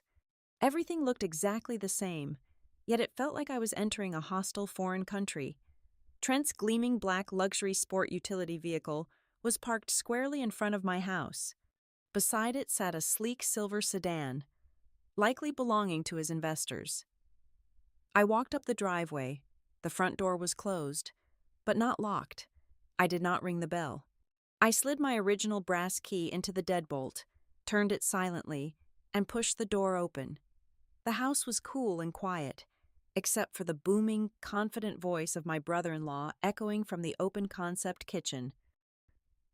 The kitchen needs a minor cosmetic update, maybe $20,000 in new quartz countertops and modern fixtures, Trent was saying. But the real value is the square footage in the back. That sunroom she uses as an office. We knock down that load-bearing wall, extend the foundation, and you add a massive primary suite. The husband is highly motivated to sell. We can close this transaction in under 30 days. It is a clean title, quick cash out. I walked silently down the hallway, my leather shoes making no sound on the thick runner rug. I paused at the edge of the kitchen archway. Trent was standing by the marble island, wearing a flashy blue suit, gesturing expansively to 2 older men in conservative golf attire. They were nodding, mentally calculating their return on investment. I pulled my mobile phone from my blazer pocket, opened the camera application, switched it to video mode, and hit the red record button. I held it squarely at chest level. "Good morning," I said. My voice was completely calm, carrying clearly across the large room. All 3 men spun around. Trent's confident smile vanished instantly, replaced by a look of profound, angry confusion. His face flushed a dark, mottled red. "Avery," Trent snapped, stepping forward as if to physically block me from the investors. "What are you doing here? I told you to stay away while I was showing the property?" "You do not have the authority to tell me to stay away from my own home, Trent," I replied evenly, keeping the camera focused on his face. I stepped fully into the kitchen, turning my attention to the 2 bewildered investors. "Gentlemen, my name is Avery Lewis. I am the legal co-owner of this property." I held out 2 of the navy blue folders. The men, operating purely on reflex, took them. "What is this?" the taller investor asked, looking down at the legal documents. "That is a certified copy of the original deed to this house, proving my 50% ownership," I explained, maintaining strict professional eye contact. "Behind it is a formal notice of pending litigation, filed yesterday afternoon in the county court. This property is currently the subject of a highly contentious marital asset dispute and an ongoing forensic financial investigation regarding attempted fraud." The investors froze. In the world of real estate flipping, the phrase pending litigation was equivalent to a highly contagious disease. "Trent here is my husband's brother-in-law," I continued, my tone conversational but razor-sharp. "He does not have a signed listing agreement from me. I have not authorized the marketing or sale of this property. If you hand him a single dollar for an earnest money deposit, it will be immediately frozen in a legal escrow account for the next 2 to 3 years, while my attorneys litigate this in federal court. You are being aggressively misled about the status of this title." The taller investor dropped the folder onto the kitchen island as if it were burning his fingers. He looked at Trent with absolute disgust. "You said the title was clear. You said the wife was fully bought out." "She is," Trent shouted, his professional veneer completely shattering. He pointed a shaking finger at me. "Do not listen to her. She is just trying to cause a scene. Grant promised me the paperwork was done. He said she was locked out of the equity as of yesterday morning." I made sure the camera captured every single word of his confession. He had just admitted, in front of 2 independent witnesses, that he and Grant were actively colluding to sell an asset they knew was heavily disputed, relying entirely on a fraudulent promise of my removal. "We are leaving," the second investor said sharply, turning on his heel. "Lose our number. Trent, we do not touch toxic assets." The 2 men marched out the front door, slamming it shut behind them. The sound echoed through the silent house. Trent turned to me, his chest heaving. The loss of a massive commission had pushed him over the edge of rational thought. "You stupid, vindictive woman. Do you have any idea what you just cost me? That was a cash offer." "I cost you a fraudulent commission," I corrected him calmly. I kept the camera rolling. I pulled my phone slightly closer to my mouth. "Operator, please connect me to the local police department non-emergency line." I dialed the number. Trent's eyes widened in horror. "What are you doing?" "Reporting a trespasser and an unauthorized commercial broker attempting to sell my private property without consent," I said just as the dispatcher answered the line. I clearly and concisely gave the dispatcher my address, stated my name as the homeowner, and requested an officer be dispatched to document a hostile individual refusing to leave my residence. "Hang up the phone," a voice bellowed from the top of the stairs. I pivoted slightly. Grant was rushing down the staircase. He was wearing expensive silk pajamas, his hair disheveled, his face contorted in absolute fury. He had clearly been asleep, assuming Trent was handling the dirty work downstairs. He stormed into the kitchen, lunging toward me as if to snatch the phone from my hand. I simply took one step back, keeping the camera perfectly steady on his face. "I am recording you, Grant," I stated, my voice dropping an octave. "If you touch me, I will add assault to the police report." He stopped dead in his tracks, his hands balling into fists at his sides. He looked at Trent, then at the blue folders resting on the island. He realized instantly that his ambush had failed. "You have no right to be here," Grant hissed, trying to regain control of the narrative. "You abandoned this house 2 nights ago. You are trespassing." "I left to escape a coordinated effort to force my signature on a fraudulent loan," I replied smoothly. "And since there is no court-ordered injunction preventing me from accessing my primary residence, I have every legal right to stand in my own kitchen. The police are 5 minutes away. You can explain your legal theories to them." For the next 10 minutes, the house was utterly silent. Trent paced frantically near the back door, furiously typing on his phone, likely calling his own lawyer to figure out how to save his real estate license. Grant stood perfectly still by the refrigerator, glaring at me with a hatred so pure it was almost palpable. I did not break eye contact. I did not flinch. I stood my ground, my posture perfectly straight. 2 police officers arrived shortly after. They walked through the front door, their hands resting cautiously near their duty belts. Grant immediately launched into his practiced, charismatic sales routine. He played the exhausted, victimized husband dealing with an erratic wife who was sabotaging his business deals. The older officer listened patiently, then turned to me. "Ma'am, do you reside here?" I handed him my driver's license, which listed the address, and the certified copy of the property deed with my name clearly printed as a joint tenant. I then handed him the notice of pending litigation. "I am the legal owner of this property," I explained clearly. "My husband and his brother-in-law, who is a commercial broker, brought outside investors into my home this morning to sell it without my consent or a signed listing agreement. I simply want a formal incident report filed documenting their unauthorized commercial activity and their attempt to liquidate a disputed marital asset." The officer reviewed the paperwork. He looked at Grant, his expression hardening. The charm routine had failed. "Sir," the officer said to Grant, his tone stern, "this is a civil matter. Your wife is on the deed. You cannot bar her from the property without a judge's order, and you certainly cannot have a real estate agent showing the house if she has not consented. I am going to document this entire incident." He turned to Trent. "And you, sir? I suggest you pack up your briefcases and leave the premises immediately before she decides to press formal trespassing charges against you." Trent did not say a word. He grabbed his leather bag from the counter, shot me a look of pure venom, and scurried out the front door. The officers spent another 15 minutes writing down our statements. They provided me with a business card carrying the official incident report number. Once they left, I turned to Grant. He was standing by the stairs, looking entirely defeated, the reality of his crumbling empire finally washing over him.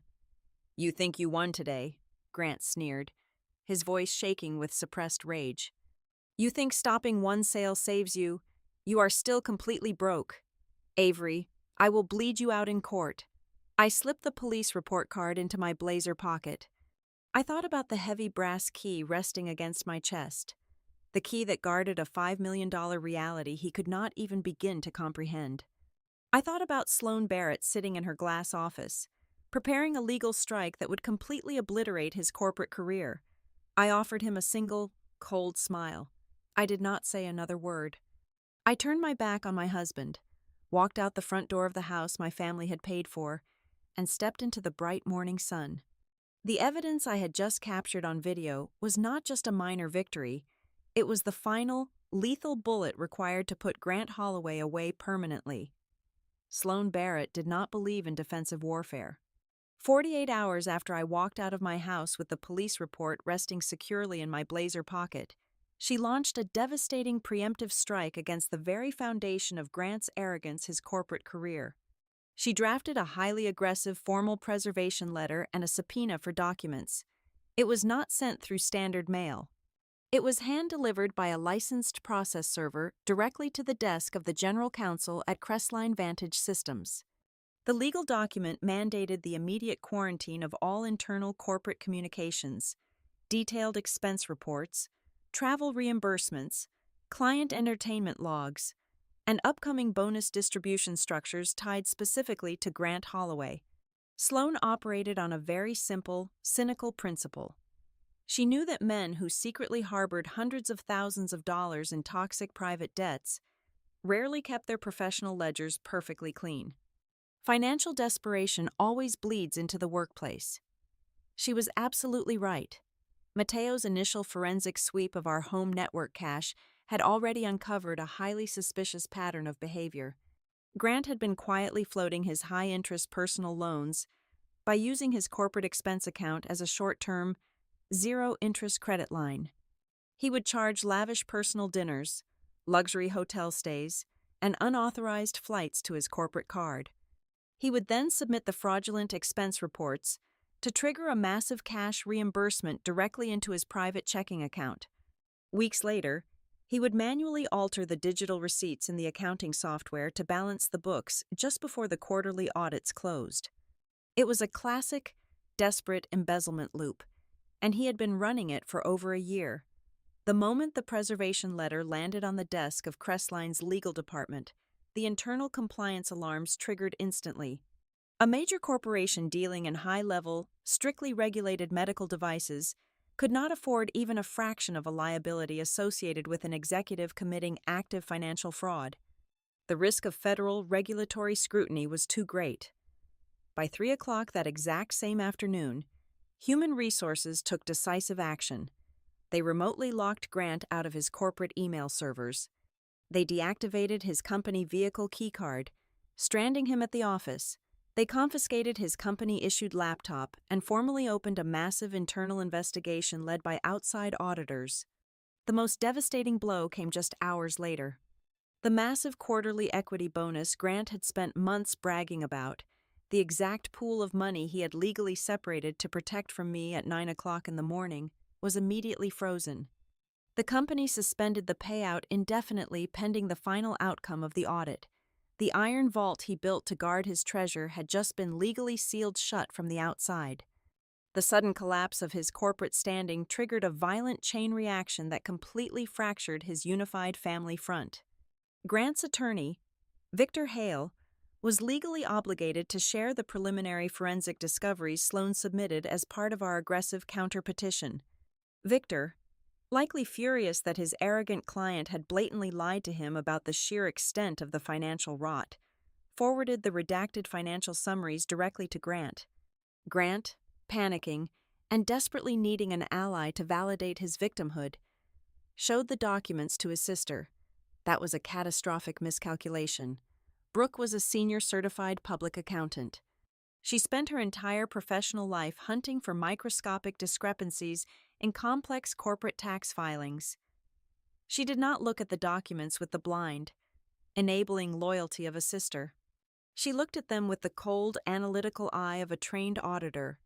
According to a furious, panicked, and completely unhinged voicemail Grant left on my phone later that evening, Brooke took exactly one look at the merchant cash advance structures and the altered corporate expense logs and completely turned on him. She realized instantly that the story Grant had sold the family, the narrative that I was a financial burden dragging his brilliance down, was a complete and utter fabrication. He was carrying hundreds of thousands of dollars in toxic, unregulated debt. Brooke understood the legal ramifications immediately. If the state tax board or federal investigators connected her brother's blatant fraud to her own independent accounting firm by mere familial association, her hard-earned professional license would be completely destroyed. She screamed at him in his own driveway, demanded he never speak to her about finances again, and completely severed all contact with him. Lorraine, his mother, followed suit shortly after, but for entirely different, deeply superficial reasons. Lorraine's entire existence was built on the fragile, meticulously maintained architecture of suburban social standing. When Brooke forcefully explained the sheer magnitude of Grant's financial ruin and the impending, highly public corporate investigation, Lorraine realized the scandal could absolutely not be contained. The women at the country club would inevitably find out. The wealthy neighbors would talk over their manicured hedges. The golden, successful son she had constantly weaponized against my modest bookkeeping career was about to become a notorious local pariah. Terrified of the social fallout, she refused to take his phone calls, effectively abandoning him to the wolves to protect her own reputation. Isolated, terrified, and rapidly running out of liquid cash, Grant attempted to pivot back to his only remaining strategy, intimidation. But without the heavy backing of his aggressive family or the protective armor of his corporate salary, his threats lost all their venom. At 10 o'clock the following morning, Sloan forwarded me an urgent settlement offer drafted by Victor Hale. It was a desperate, laughable document that reeked of panic. Grant offered to drop the legal separation entirely. He offered to let me keep the house, provided I assumed 70% of the remaining mortgage and agreed to sign a strict non-disclosure agreement regarding his financial indiscretions. In exchange, he demanded I immediately withdraw the subpoenas directed at Crestline Vantage Systems and completely drop the allegations of marital fraud. Attached to the formal settlement offer was a poorly written, highly emotional email from Grant himself. He threatened to countersue me for tortious interference with his business contracts if I did not immediately comply.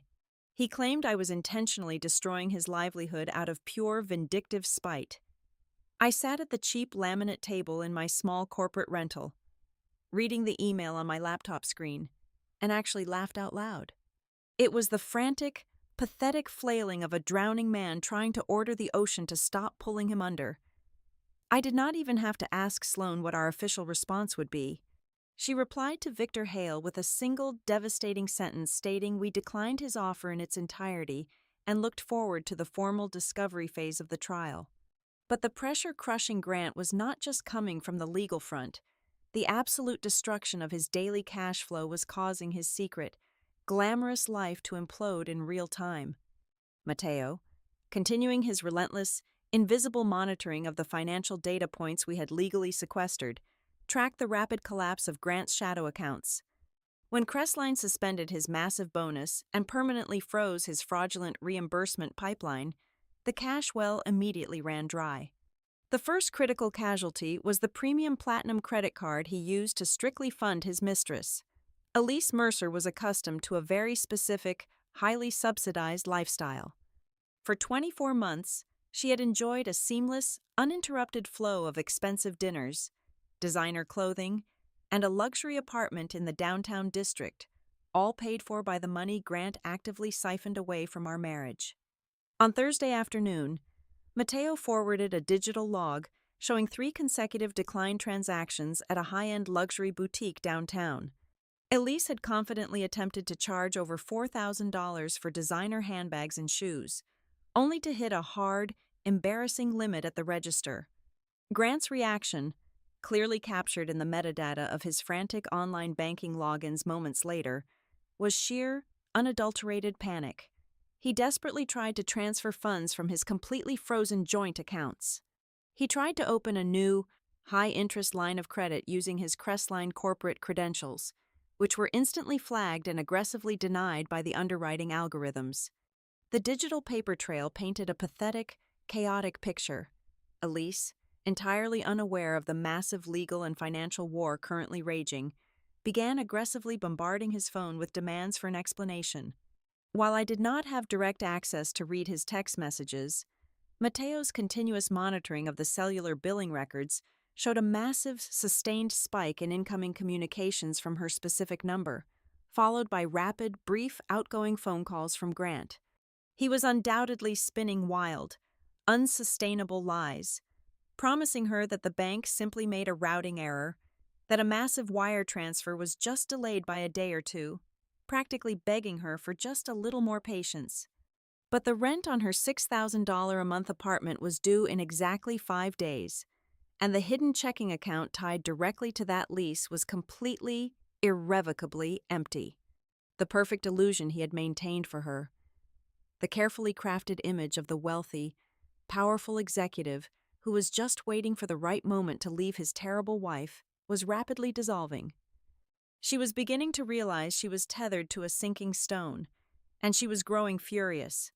I watched the entire collapse unfold from the quiet, absolute safety of my inexpensive apartment. I drank my generic coffee.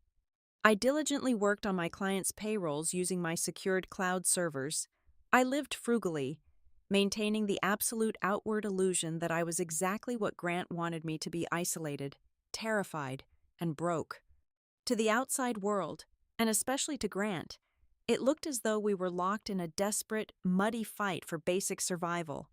He genuinely believed that if he could just bluff his way through the next few weeks, if he could just force me to back down with hollow legal threats and aggressive posturing, he could regain control of his narrative.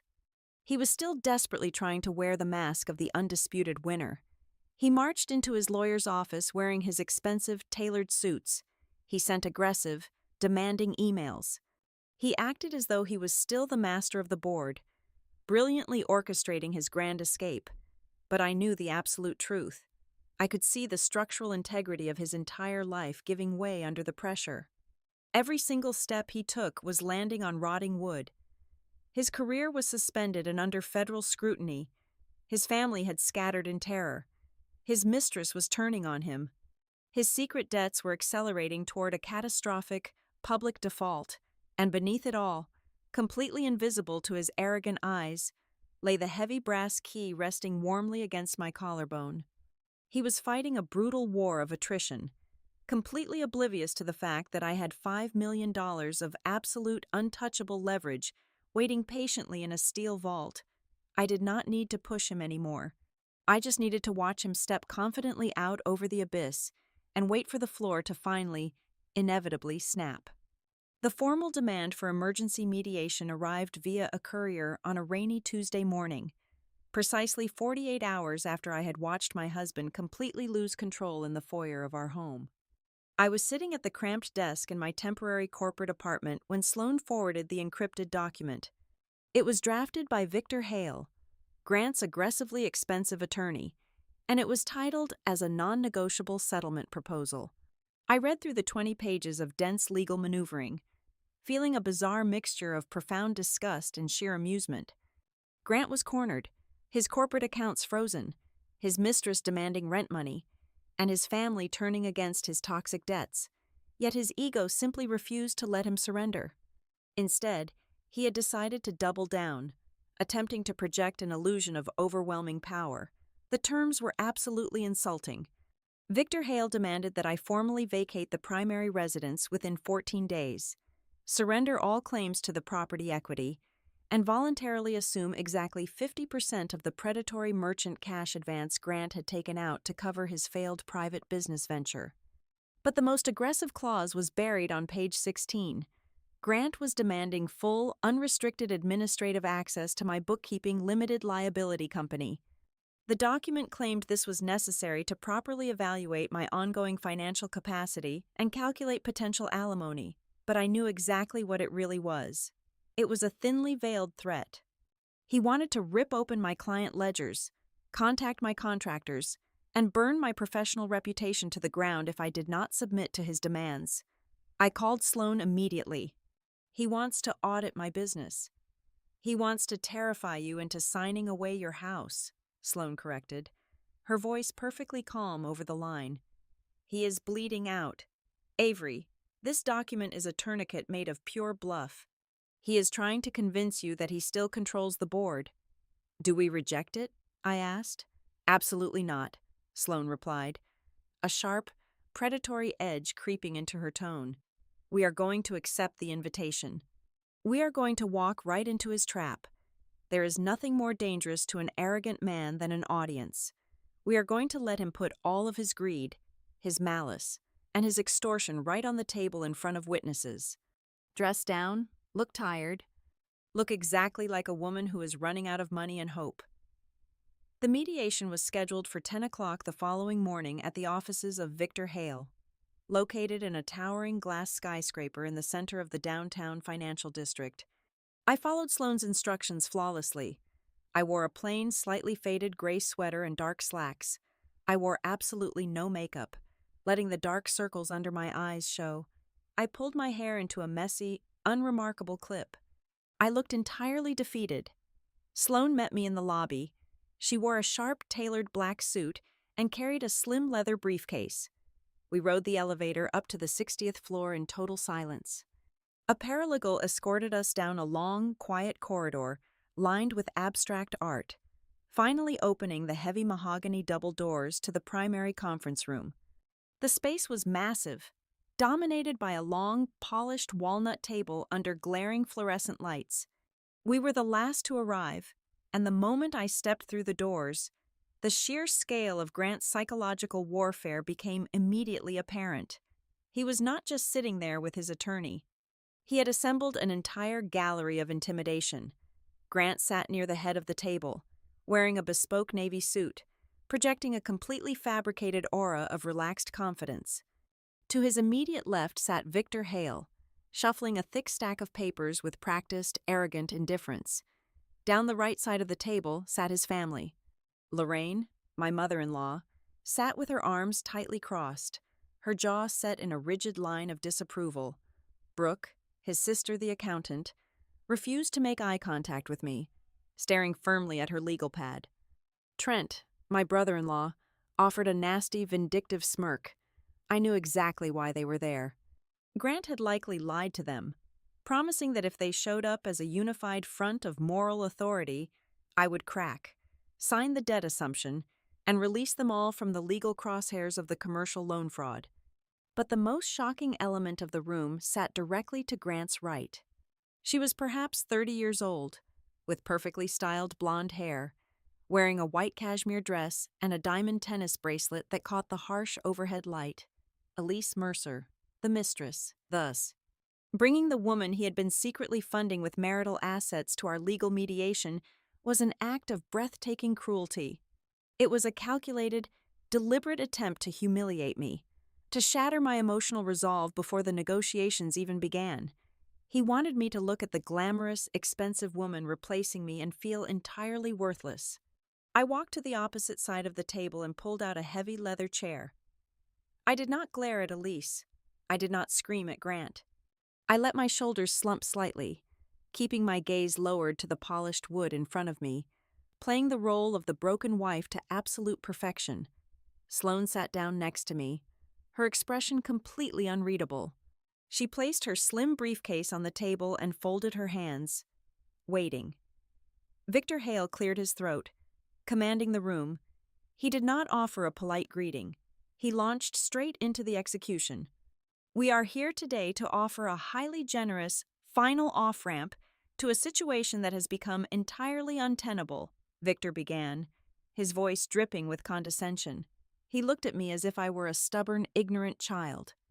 My client has drafted a comprehensive settlement that allows both parties to walk away without enduring a protracted, incredibly expensive litigation process. A process, frankly, that you simply lack the financial capacity to survive, Miss Lewis. He picked up the proposal and began reading the terms aloud, emphasizing every single punishment. He detailed my mandatory eviction from the property. He outlined the transfer of the deed. He spent 5 agonizing minutes explaining why my assumption of the predatory business debt was legally justified. Furthermore, Victor continued, his eyes locking onto mine, we require immediate, unrestricted access to the digital ledgers of your bookkeeping enterprise. We have reason to believe you are hiding assets, and my client is legally entitled to evaluate the true valuation of your business before finalizing any separation of the marital estate. It was a masterful performance of legal bullying. When Victor finally finished, the room descended into a heavy, suffocating silence. Grant leaned forward, resting his elbows on the table. He looked at me, his eyes gleaming with malicious triumph. He truly believed he had me completely trapped. He believed the presence of his family and his mistress had broken my spirit, and the threat of destroying my small business had paralyzed my logic. He reached inside his suit jacket, pulled out a heavy gold-plated fountain pen, and placed it on the table. He pressed his index finger against the smooth metal and slowly, deliberately slid the pen across the polished walnut until it stopped exactly an inch away from my folded hands. The games are over. Avery, Grant said, his voice dropping to a low, commanding register designed to echo in the quiet room. You do not have the money to play this game to the end. You cannot afford this lawyer sitting next to you for another week. If you walk out of this room without signing that document, I will freeze every single client account you manage. I will drag your little hobby through federal audit court until you have absolutely nothing left. Sign the paper, take the debt, leave the house. It is the only way you survive this. Elise let out a soft, impatient sigh, checking her expensive watch as if my hesitation was personally inconveniencing her schedule. Lorraine scoffed loudly, shaking her head. The entire side of the table was vibrating with arrogant superiority. I stared down at the gold pen. I commanded my breathing to become shallow and rapid. I let my lower lip tremble just a fraction. I slowly reached out, my fingers hovering over the pen, intentionally making my hand shake violently enough for everyone in the room to notice. I looked up at Victor Hale, my eyes wide and perfectly simulating sheer panic. If I sign this, I whispered, my voice cracking perfectly. Where am I supposed to live? I do not have enough cash for a security deposit on a new apartment. And the debt. 50% of that loan will bankrupt me. How am I supposed to pay it? Grant let out a sharp, cruel laugh. That is not my problem. Avery, you should have thought about that before you tried to play hardball with my house. You can rent a room somewhere. You can take on more plumbing clients. Just sign your name. What about my clients? I asked, turning my tear-filled eyes toward Grant. If you audit my LLC, they will leave me. You will destroy their privacy. Please, Grant, do not do that to them. They have nothing to do with this. My pathetic pleading acted like pure oxygen to his blazing ego. He leaned back in his leather chair, crossing his arms over his chest, looking down at me like a god passing judgment on an insect. Then pick up the pen, Grant commanded, his mask of the weary, victimized husband completely gone, replaced entirely by the ruthless corporate predator he truly was. Pick it up and sign, and I will leave your little business alone. You have exactly 2 minutes before I pull the offer and instruct Victor to file the audit petitions." I sat there in the heavy silence, my trembling hands resting inches from the gold pen. I looked at Elise, who was staring at me with a mixture of pity and revulsion. I looked at Brooke and Trent, who were nodding slightly, urging me to surrender so they could escape the blast radius. And then I glanced at Sloane Barrett. My attorney had not said a single word since we walked into the room. She had not objected to Victor's insulting monologue.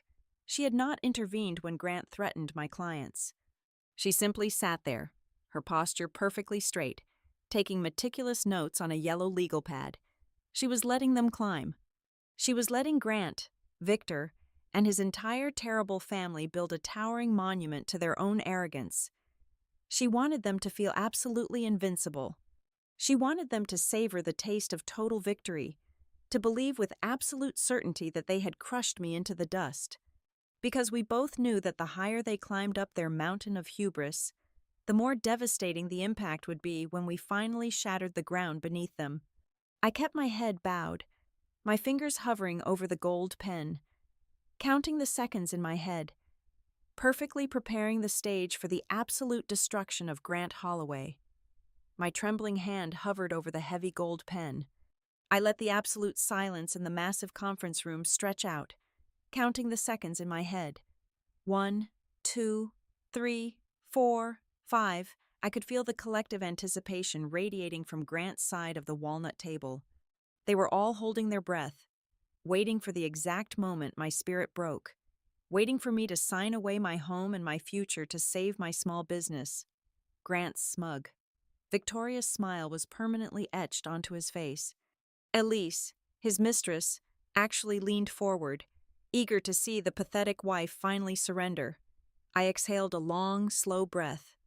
The fabricated, fearful tremor in my fingers vanished instantly, replaced by absolute, rock-solid stability. I picked up the gold pen. I felt its weight, the cool metal against my skin.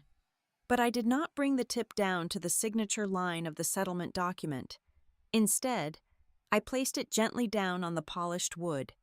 I straightened my spine, rolling my shoulders back, physically shedding the pathetic, defeated persona I had worn into the building.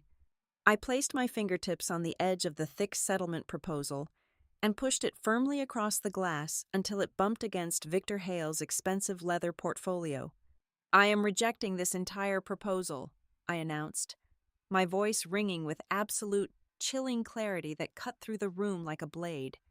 "I am rejecting it because your financial assumptions are fundamentally flawed from the very root."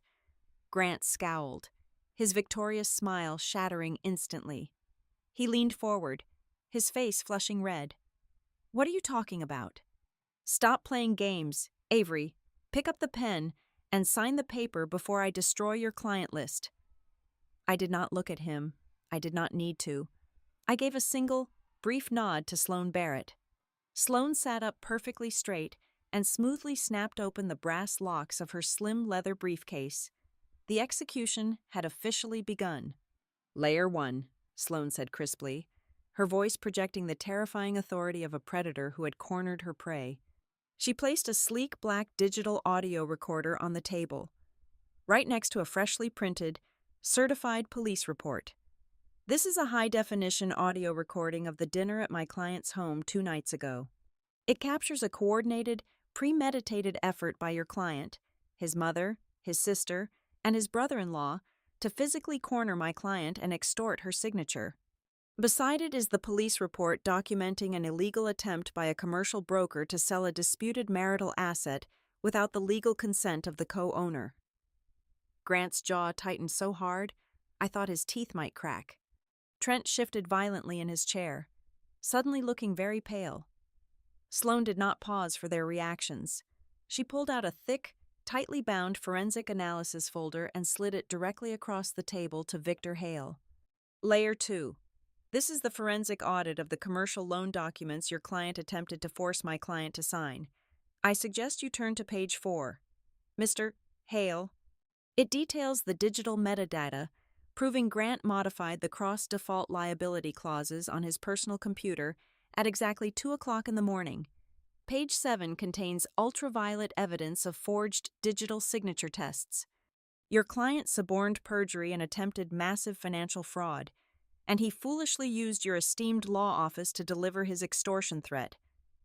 Victor Hale looked down at the forensic report. As his eyes scanned the highlighted paragraphs, all the blood drained from his face. A senior attorney knows instantly when a client has lied to them, and Victor realized with absolute horror that he was holding highly radioactive, criminal evidence.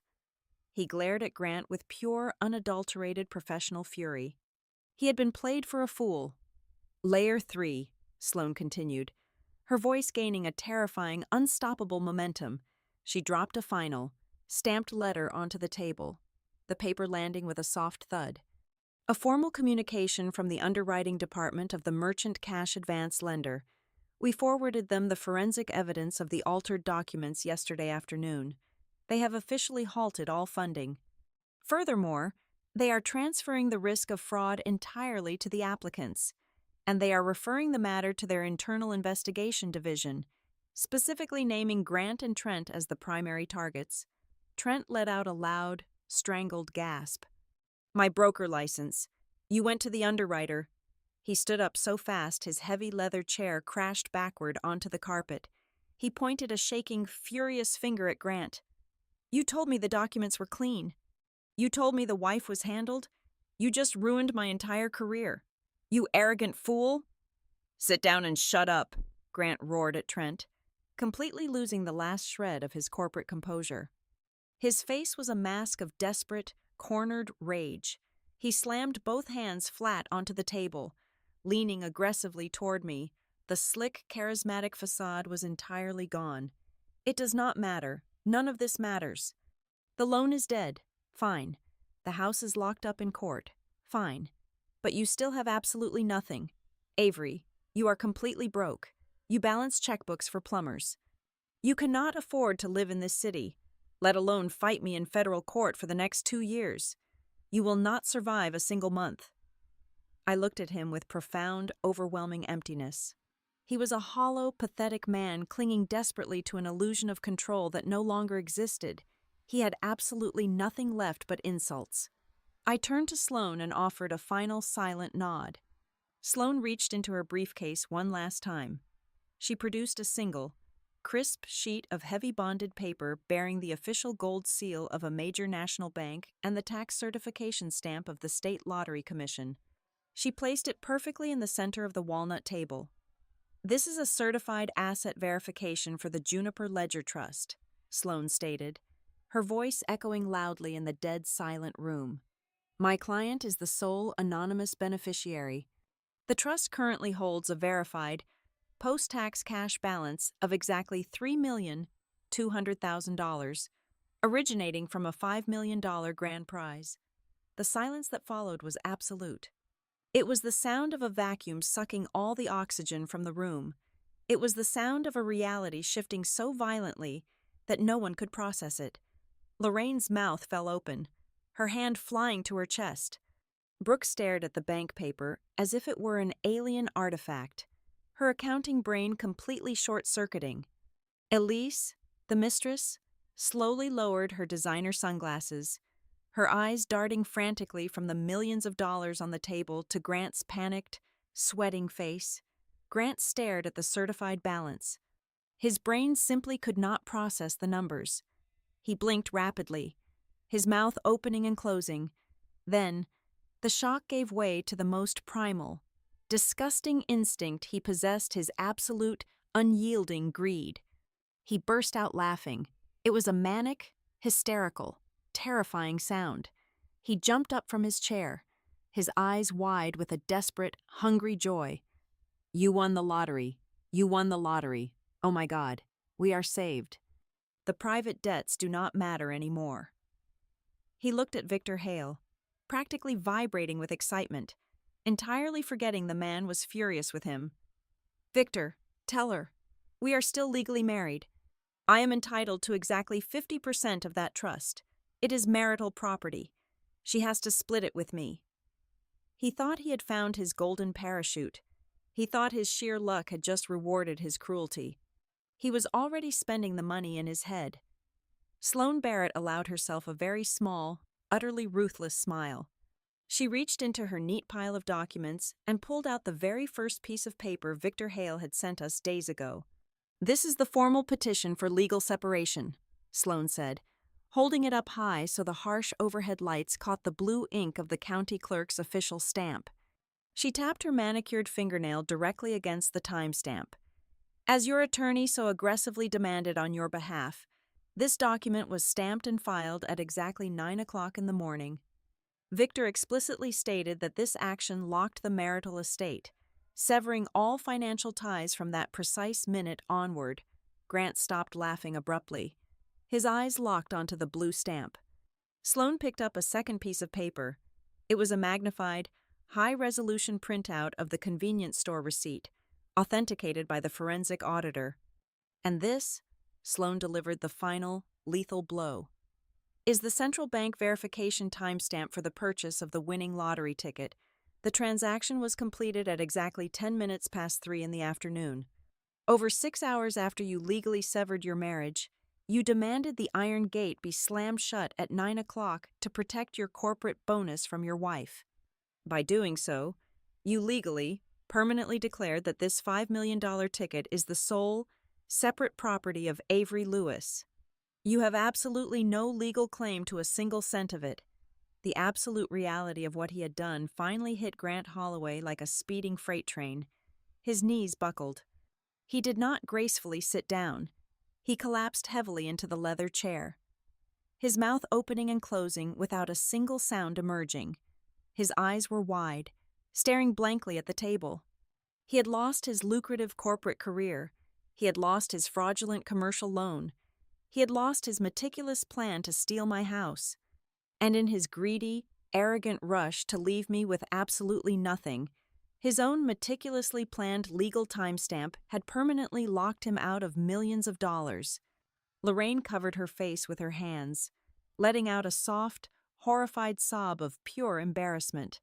Brooke stared at her brother with pure, unadulterated disgust, realizing his arrogance had cost the family a fortune. Elise quietly stood up, picked up her expensive white cashmere coat, and walked straight out of the conference room without looking back or saying a single word. She knew a sinking ship when she saw one, and she was not going to drown with him. I stood up slowly from the table. I smoothed the front of my faded gray sweater. I felt taller, lighter, and completely, utterly untouchable. "There will be no settlement," I said, looking down at the broken, hollow man who used to be my husband. "Sloane will proceed with the divorce litigation, the fraud countersuits, and the full legal protection of my separate assets. I will not save you. Grant, you built this cage entirely by yourself. Now, you get to live in it." I turned my back on him and walked out of the room, leaving him to suffocate in the agonizing silence of his own total ruin. Several months later, the dust finally settled. The divorce was finalized brutally and swiftly in my favor. I kept my house, though I immediately sold it to a lovely young family to sever the final physical tie to my dark past. Grant was completely buried under federal corporate audits, drowning in the toxic debt he could no longer hide or service. Using a small fraction of my clean, secure money, I purchased a beautiful, light-filled commercial loft in a quiet, artsy neighborhood across the state. I expanded my bookkeeping and payroll enterprise, hiring 2 brilliant junior accountants to help manage my rapidly growing list of local contractors. I sit at my new desk now, looking out at a bright city that holds absolutely no fear for me, living a peaceful, quiet life, and I absolutely never look back. Thank you so much for listening to this story to the very end. Please comment below and let us know where you are listening from so we can connect and share our thoughts together. I invite you to subscribe to the Amelia Revenge Stories channel, like this video, and show your support by hitting the hype button so this story can be heard by even more people.